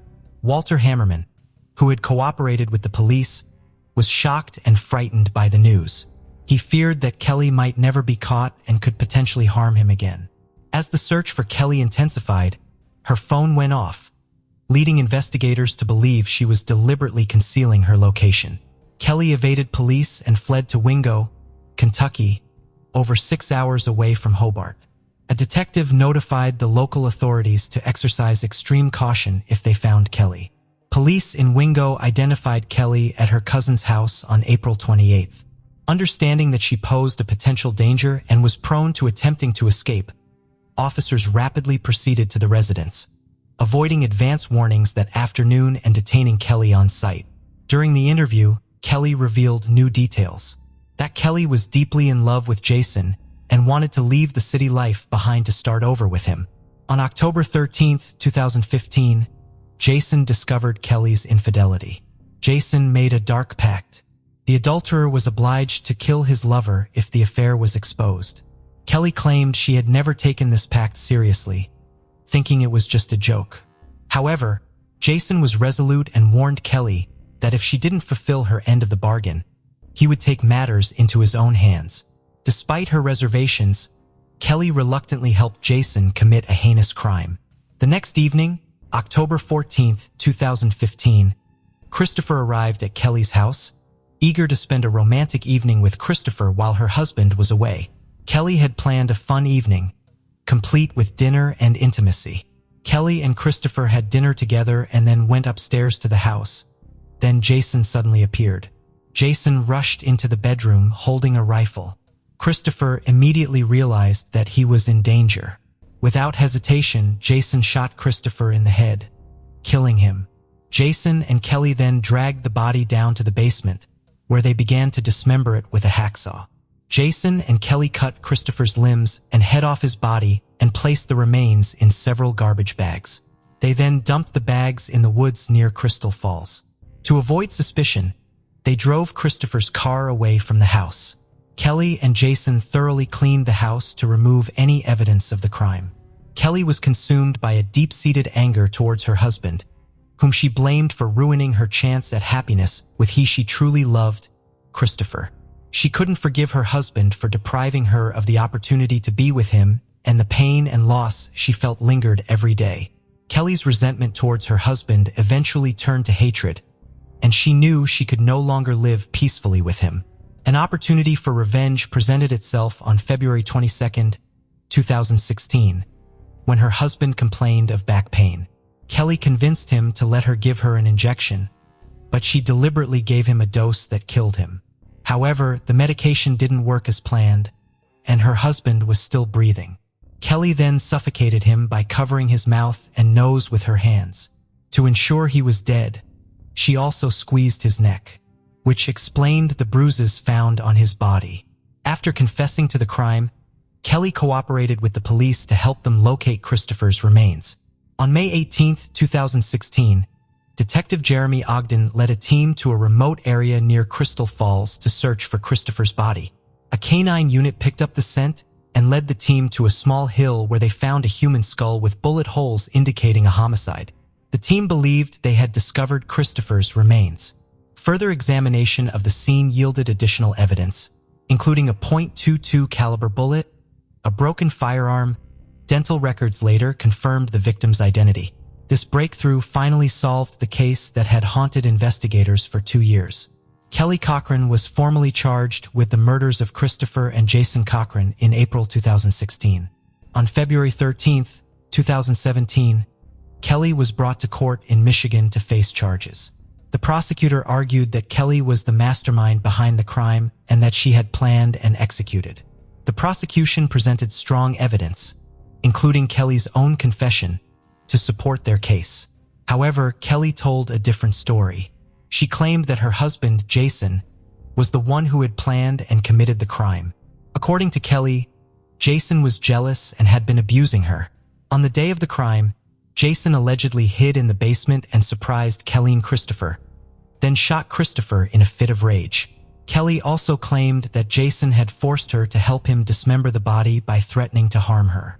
Despite Kelly's new version of events, the jury found her guilty of premeditated murder after deliberating for 3 hours.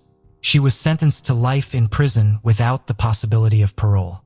After being sentenced, Kelly Cochran was sent directly to Crown Point Correctional Facility in Ionia, Michigan, where she is currently serving her sentence. Kate Wakefield Prout was born in 1952 in the ceremonial county of Gloucestershire in the northwest of England into a traditional family of English farmers. Her parents' names remain unknown, but it is well known that Kate's childhood was spent among the rural activities and games with her two brothers, Richard and Edward. The trio's bond remained strong over the years, but when adulthood arrived, Kate was the only one who pursued a different career path, working as a school teacher. During this period, both of her parents passed away. After settling the inheritance issues, the siblings divided the estate. By 1999, Kate, unmarried and childless, decided to retire early. She sold her share of the houses, intending to rest, enjoy the vast greenery, and spend more quality time with Richard and Edward. She also planned to indulge in her favorite hobbies, being near the beach, surrounded by animals, and arranging flowers. Kate moved to the countryside to live with her brothers, who were engaged in farming. At 48 years old, tall, blonde, green-eyed, and intellectually accomplished, Kate was very attractive. During this time, she met a younger neighbor, Adrian Prout, who was going through a difficult period after ending a long relationship and caring for his teenage daughter, Laura. Edward allowed Adrian to temporarily live in a mobile home on their property. In gratitude, Adrian helped with the farm work, and Edward admired him for his business acumen and drive. Kate and Adrian quickly hit it off, fell in love, and got married in September 2000.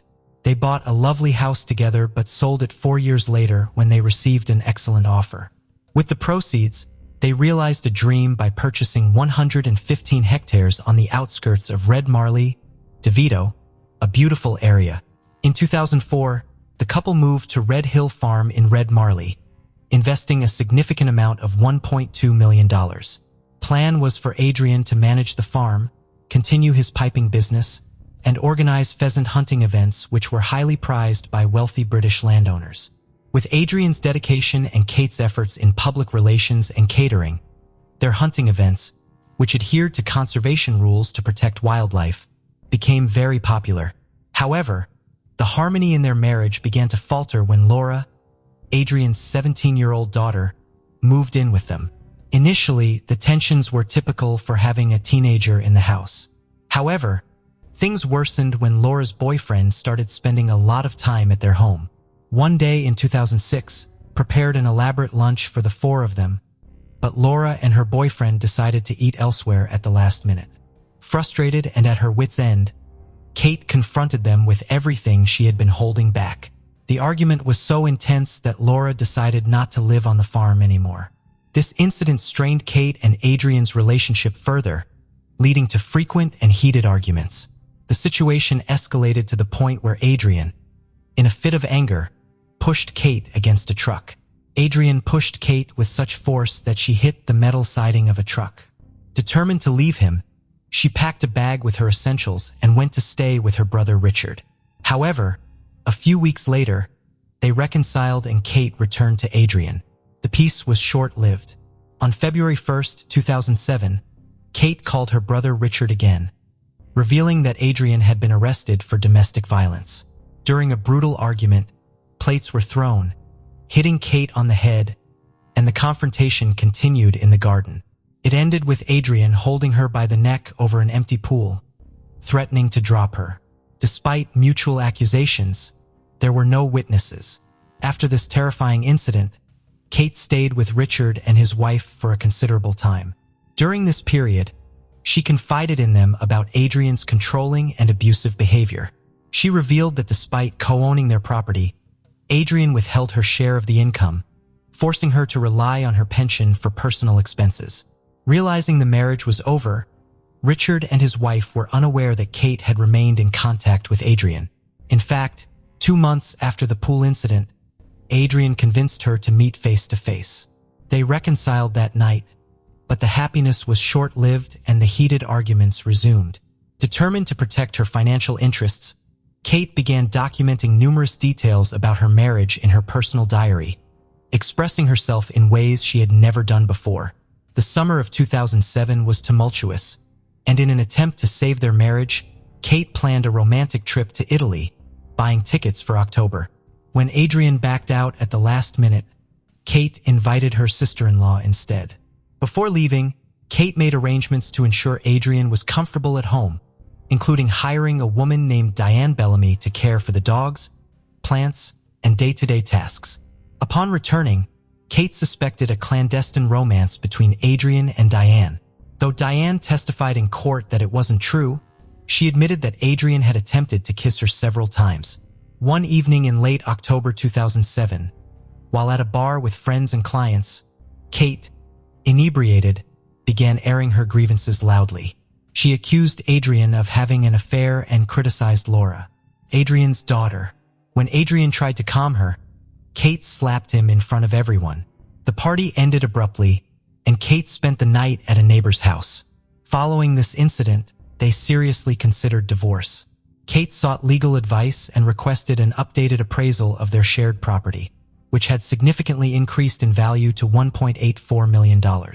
Adrian offered her $850,000 in maintenance. But on Sunday, November 4, 2007, Kate refused.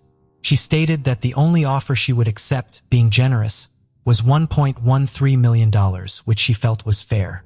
Adrian was furious, knowing that to pay her that amount, he would have to sell the land they had bought 3.5 years earlier, an option he was unwilling to consider. The next day, Monday, November 5, 2007, Kate was seen at a fruit market in Leadberry and later, around 3:30 p.m., contacted her bank. After withdrawing $21,000, she rejected Adrian's financial settlement in the divorce negotiations. What happened next has been pieced together as follows. Around 5:30 p.m., they argued in one of the tourist lodges they offered to hunting enthusiasts on their property. Adrian was preparing for a pheasant hunt with clients scheduled for the next day. Knowing this, Kate threatened to disrupt the event and embarrass him in front of everyone unless he agreed to her demands. Furious, he remained steadfast in his position. Kate reminded him that the property was purchased largely with her father's inheritance. The argument escalated until Adrian grabbed her by the neck with both hands and squeezed with all his strength. After about 15 seconds, Kate fell to the ground, lifeless. Realizing he no longer had to divide his fortune, Adrian went to the main house, sat in a chair, poured himself a whiskey and savored it. A while later he returned, wrapped Kate's body in a curtain and some large white plastic sheets, put her body in the trunk of his truck and drove to a local bar for a few beers. By the time he returned to the car, it was dark. He then drove to a wooded area on the outskirts of their pheasant hunting grounds and dug a grave about 5 feet deep and as long. Finally, he buried the body and left. With no news from his sister and unable to reach her by phone, Richard asked a mutual friend who lived nearby to check on her. The friend found the door unlocked and Kate's car parked outside, but no sign of either Kate or Adrian. Like Richard, the friend couldn't reach them on their cell phones. Richard went to the house and waited with his friend for Adrian to return. When Adrian finally arrived, he claimed he hadn't seen Kate for days. Shocked by his response and his evident coldness, Richard pressed him. Adrian defended himself, saying he hadn't looked for her because he didn't consider her missing. He thought she was just keeping her distance. Under Richard's insistence, on November 10, 2007, Adrian reported Kate's strange absence to the police. Despite launching an extensive search of the farm and its surroundings, the authorities found no trace of Kate. The last confirmed sighting was on Monday at the fruit market. After that, nothing. Given the peaceful nature of their village and Kate's popularity with neighbors, the situation was deeply troubling. No one in the village suspected Adrian. As a wealthy, middle-aged businessman, they believed he had too much to lose to harm his wife. However, the police couldn't ignore his connection to the missing woman. On Sunday, November 11, 2007, Adrian was brought in for questioning. The police immediately noticed some peculiar details.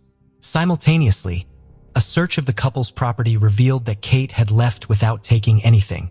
No jewelry, clothes, money, or credit cards. Not even her car, which was still parked there. It was highly unusual. 3 days after the initial interview, authorities began to suspect the worst.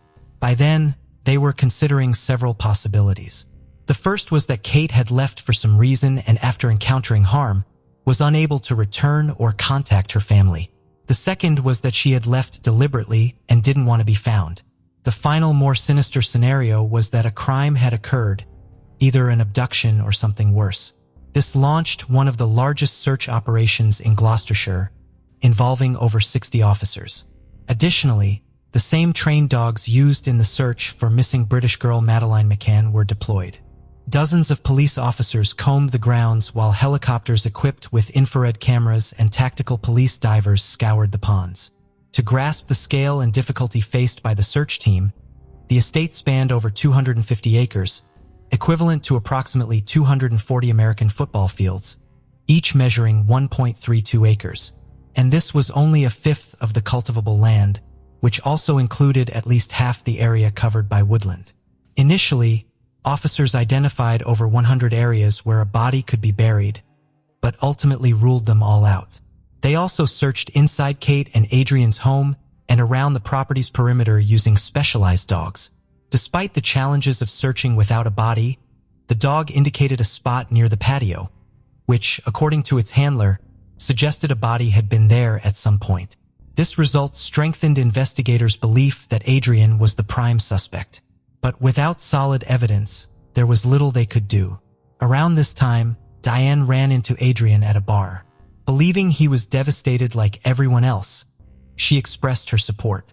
To her surprise, Adrian responded with absurd statements, claiming that Kate had been taken away without specifying by whom, and he asked her not to ask further questions. On November 27, 2007, Adrian was arrested, and simultaneously a second search of the vast property was conducted using helicopters equipped with thermal sensors. After hours with no results, Adrian was released without charges. While outsiders believed Adrian was incapable of harming anyone, Kate's brothers suspected foul play and thought Adrian's hands were stained with blood. These suspicions seemed validated as Adrian continued his life as if nothing had happened. In fact, a month after Kate's disappearance, Adrian met Debbie Garlick, a 41-year-old divorced mother of two, at a nightclub in Staunton. They quickly developed a romance with Debbie, captivated by his personality, believing his innocence and thinking the police and justice system were wrongly accusing him. The romance thrived in the following weeks and months. In early February 2008, Diane encountered Adrian again and noticed he seemed frightened. Meanwhile, investigators found Kate's personal diary in her car, leading to Adrian's second arrest on February 19, 2008, for suspicion of murder.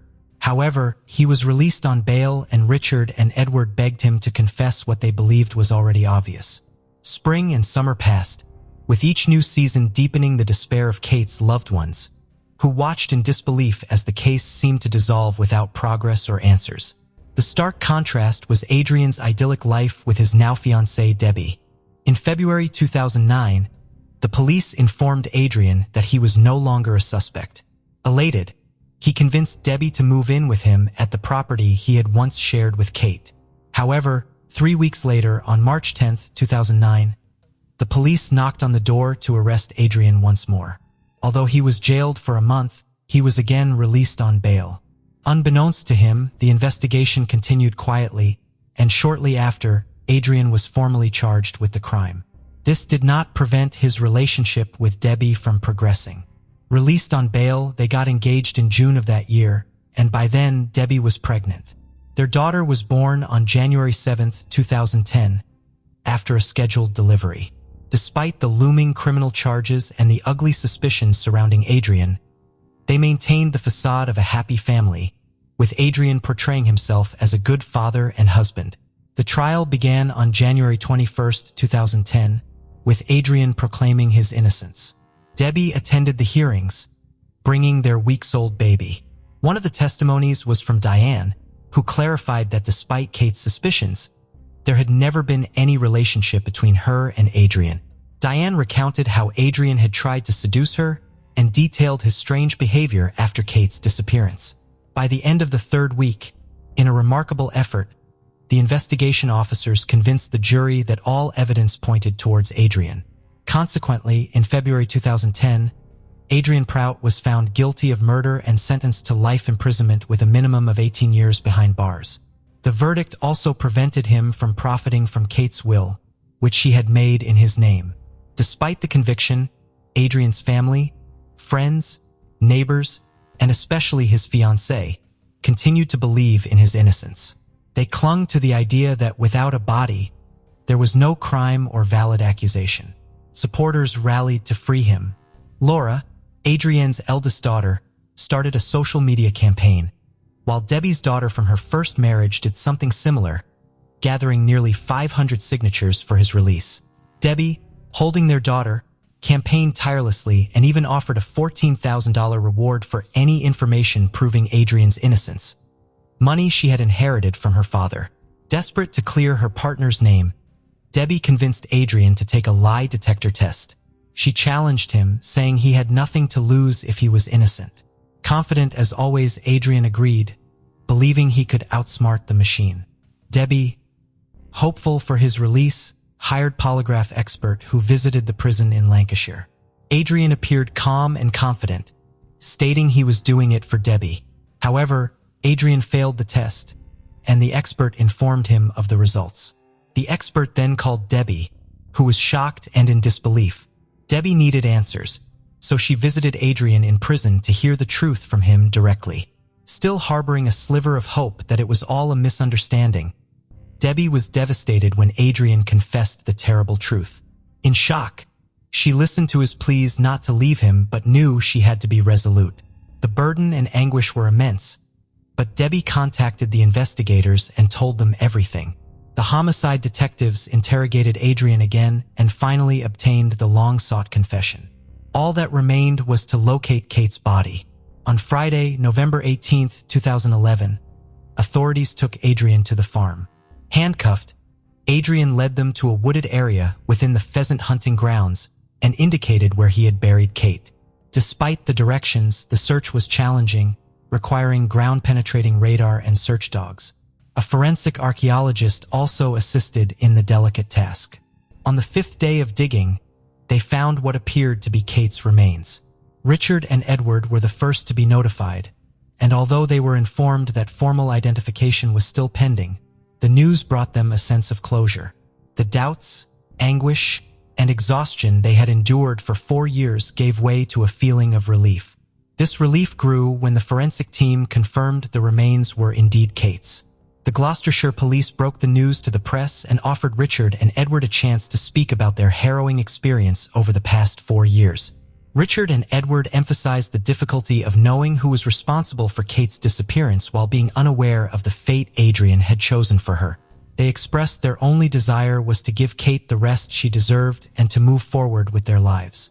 When asked about their feelings towards Debbie, Richard acknowledged that she was now in a position similar to theirs, finally forced to face a terrible truth. The family held Kate's funeral on January 4, 2012, choosing to keep it strictly private. It had been 4 years and 2 months since her brutal murder, but Richard said they were relieved to have closure. By then, the veil that once clouded Debbie's judgment had lifted, and she understood the manipulative nature of Adrienne. In media interviews, Debbie stated she was certain Adrienne had used her and their young daughter to portray a false image of a responsible and loving family man. As of 2024, the once powerful English landowner remains behind bars. The farm was sold by Kate's brothers, with the proceeds going to a local hospital and to Kate's nieces and nephews. Case of Shannon Mani was born on April 6, 1997, to Anshamani and Vijay Mani. When she was a small child, her parents immigrated to the United States from Fiji. The family settled in Waukesha, a small town in southeastern Wisconsin, where Shannon grew up and attended school. She was intelligent, attractive, and very outgoing. Her parents believed Waukesha was the perfect place to raise their children. After completing high school in 2015, Shannon enrolled at the University of Wisconsin at Milwaukee. She was passionate about helping others and aspired to become a social worker. Despite her busy schedule, Shannon worked with her father at an organic food company. It was at work that she met Quentin Neal, 26, who was applying for a similar position. Quentin had a strong desire to make a positive impact on people's lives. Shannon shared a similar passion, dreaming of building a shelter for women and children, while Quentin wanted to create a safe haven for his community. With their similar interests and outlook on life, Shannon and Quentin quickly formed a close bond. As their friendship blossomed into romance, Shannon was overjoyed to have met Quentin, and soon they started living together. Quentin showed genuine care for Shannon, and she ensured their relationship remained happy. They began making plans for their future together. However, their lives took a drastic turn when Shannon vanished without a trace.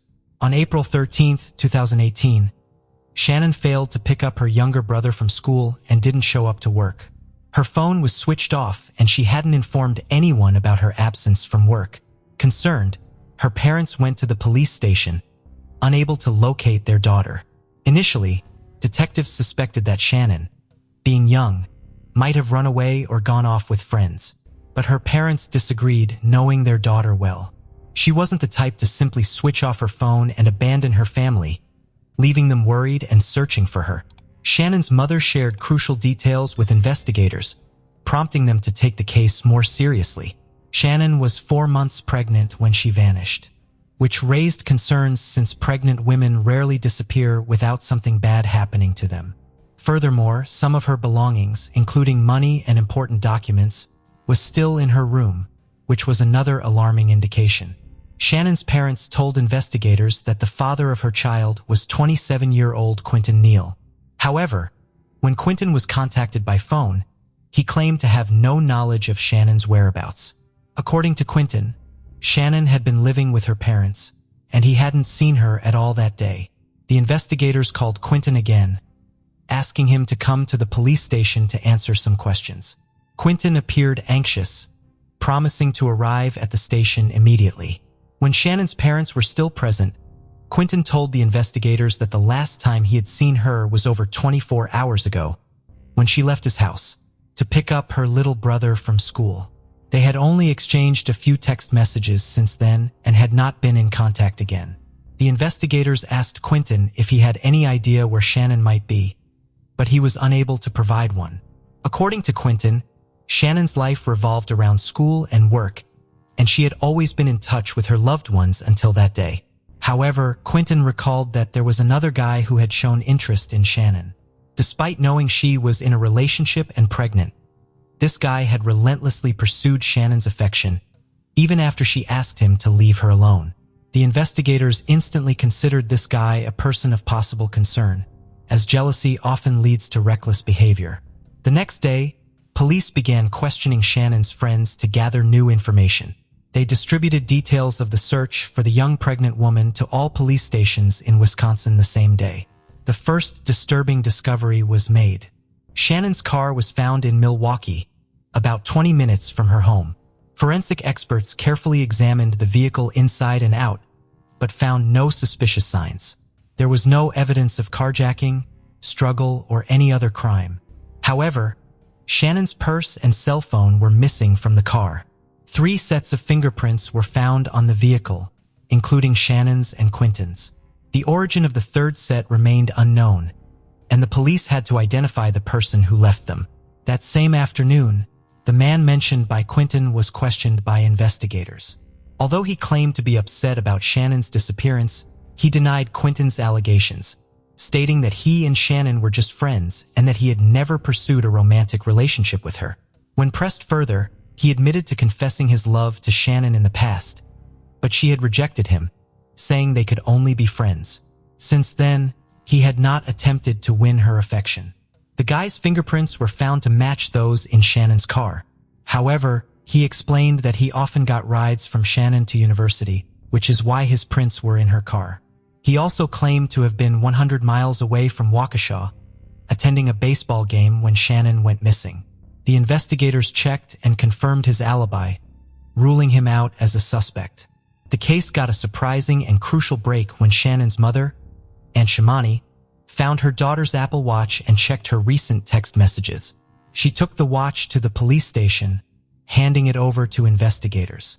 Reviewing Shannon's texts, they made a significant discovery. Despite Quentin's claim that he hadn't met Shannon on the day she vanished, the text showed they had arranged to meet up that day.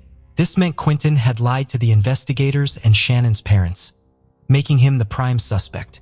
While examining Shannon's watch messages, investigators uncovered cracks in her relationship with Quentin. they found texts revealing Quentin's abusive behavior towards the pregnant mother. This revelation shocked Shannon, who had been unaware of her lover's true nature. Quentin apologized profusely, begging her not to leave him. Shannon proposed they take a break from each other. The investigators' suspicions grew, fueled by Quentin's troubled past. He had a criminal record, having recently been released from prison after serving time for robbery. He had multiple arrests for assault and other misdemeanors. Shannon's parents had also grown wary of Quentin, noticing their daughter's persistent depression. Moreover, Quentin exhibited emotional instability regarding the unborn baby, further solidifying the investigators' doubts about his character. After Shannon informed her parents about her pregnancy, they arranged a meeting with Quentin, during which he assured them that he would take care of both Shannon and the baby, claiming he had always wanted to have children. However, a few days later, according to Aunt Shimani, Quentin sent Shannon some disturbing texts, contradicting his earlier promise and stating that he didn't want the baby. He even suggested that Shannon should consider having an abortion. The police attempted to track Shannon's cell phone and discovered it was last active in the afternoon of April 13th, near Quentin's residence. Shannon's mother noticed severe bruising on her arms and inquired about the cause. Shannon broke down in tears and revealed that Quentin had physically assaulted her, punching her with his fists while she was in her vehicle. Despite her parents' warnings to end the relationship, Shannon eventually forgave Quentin and resumed dating him. With this concerning information, investigators grew increasingly worried that they might not find Shannon alive, prompting them to obtain a search warrant and rush to Quentin's house. At first, the crime scene did not appear to show any signs of a struggle or disturbance. The area was clean, with no broken furniture or objects. Forensic experts sprayed the first floor with luminol, a chemical that detects blood, but found no evidence. However, when they applied the same test to the basement, the walls and floor glowed, indicating the presence of blood. The numerous marks found at the scene strongly suggested that Shannon was likely no longer alive. Quentin Neal was arrested and taken into custody. Before questioning him, investigators reviewed the contents of his phone and discovered that he had recently searched online for ways to remove evidence of a crime using a lye chemical. This suggested that he was planning to hide traces of his crime. During the interrogation, Quentin initially denied any knowledge of Shannon's whereabouts and claimed to have no connection to her disappearance. However, faced with solid evidence, he began to alter his story. Eventually, he agreed to confess to everything. Quentin claimed to have acted in self-defense when he took Shannon's life. He told investigators that Shannon had visited his house to discuss their future and their child. But the conversation escalated into an argument. According to Quentin, Shannon then entered the kitchen, grabbed a knife and a gun that were being kept for emergencies, and began threatening him. Quentin said he felt compelled to act quickly to protect himself, leading to a physical struggle that ended in Shannon's death. Quentin reiterated to the investigators that he had acted in self-defense, but they were skeptical due to the lack of defensive wounds on his body. Despite their doubts, they continued to listen to his account. Quentin said that, realizing the gravity of his actions, he panicked in the basement where the incident occurred. In an attempt to conceal the evidence, he used a large suitcase to hide the body. Quentin Neal led the police to a storage unit 6 miles from his home, where he had stashed a suitcase containing Shannon's body. When detectives opened the suitcase, they found Shannon's lifeless body, her wrists and ankles bound with duct tape, contradicting Quentin's claim of self-defense. Forensic examination revealed Shannon died from 2 gunshot wounds to the head and had additional knife wounds on her body. Shannon's parents were devastated when detectives informed them of the discovery of their daughter's body on April 18, 2018.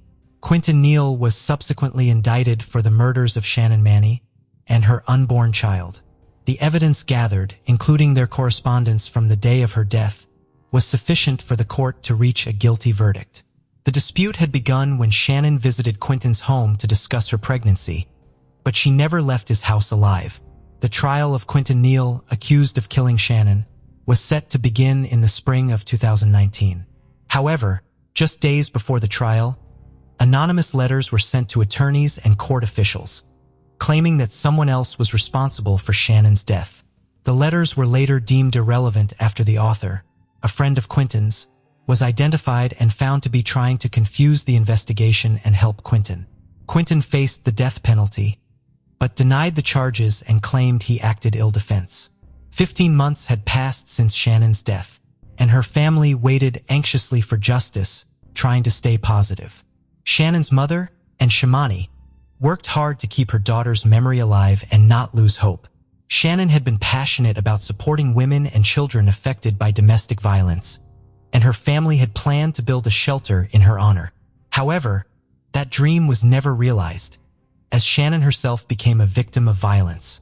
On July 15, 2019, Quentin Neal reached a plea deal with investigators, admitting guilt in the deaths of Shannon and her child. As part of the deal, prosecutors dropped the death penalty. 2 days later, on July 17, 2019, the Milwaukee County Circuit Court sentenced the 28-year-old to 2 concurrent life sentences without parole eligibility, ensuring he will spend the rest of his life in prison. At his sentencing, Neal remained silent, failing to explain his motive for the crime. Shannon's mother and Shamani expressed relief that justice had been served, noting that the only silver lining was that Neal would no longer harm anyone else. The family plans to keep Shannon's memory alive by opening a shelter in her honor. Thank you for joining us on this journey into the depths of unsolved mysteries. Cold cases not only challenge our understanding of the past, but also ignite our curiosity and determination for answers. Remember to subscribe to stay updated on our latest investigations. And if you have any information regarding the cases we've covered, don't hesitate to reach out. Together, we can shed light on the shadows of the past and bring closure to those who seek it. Until next time, stay vigilant, stay curious, and never stop seeking the truth.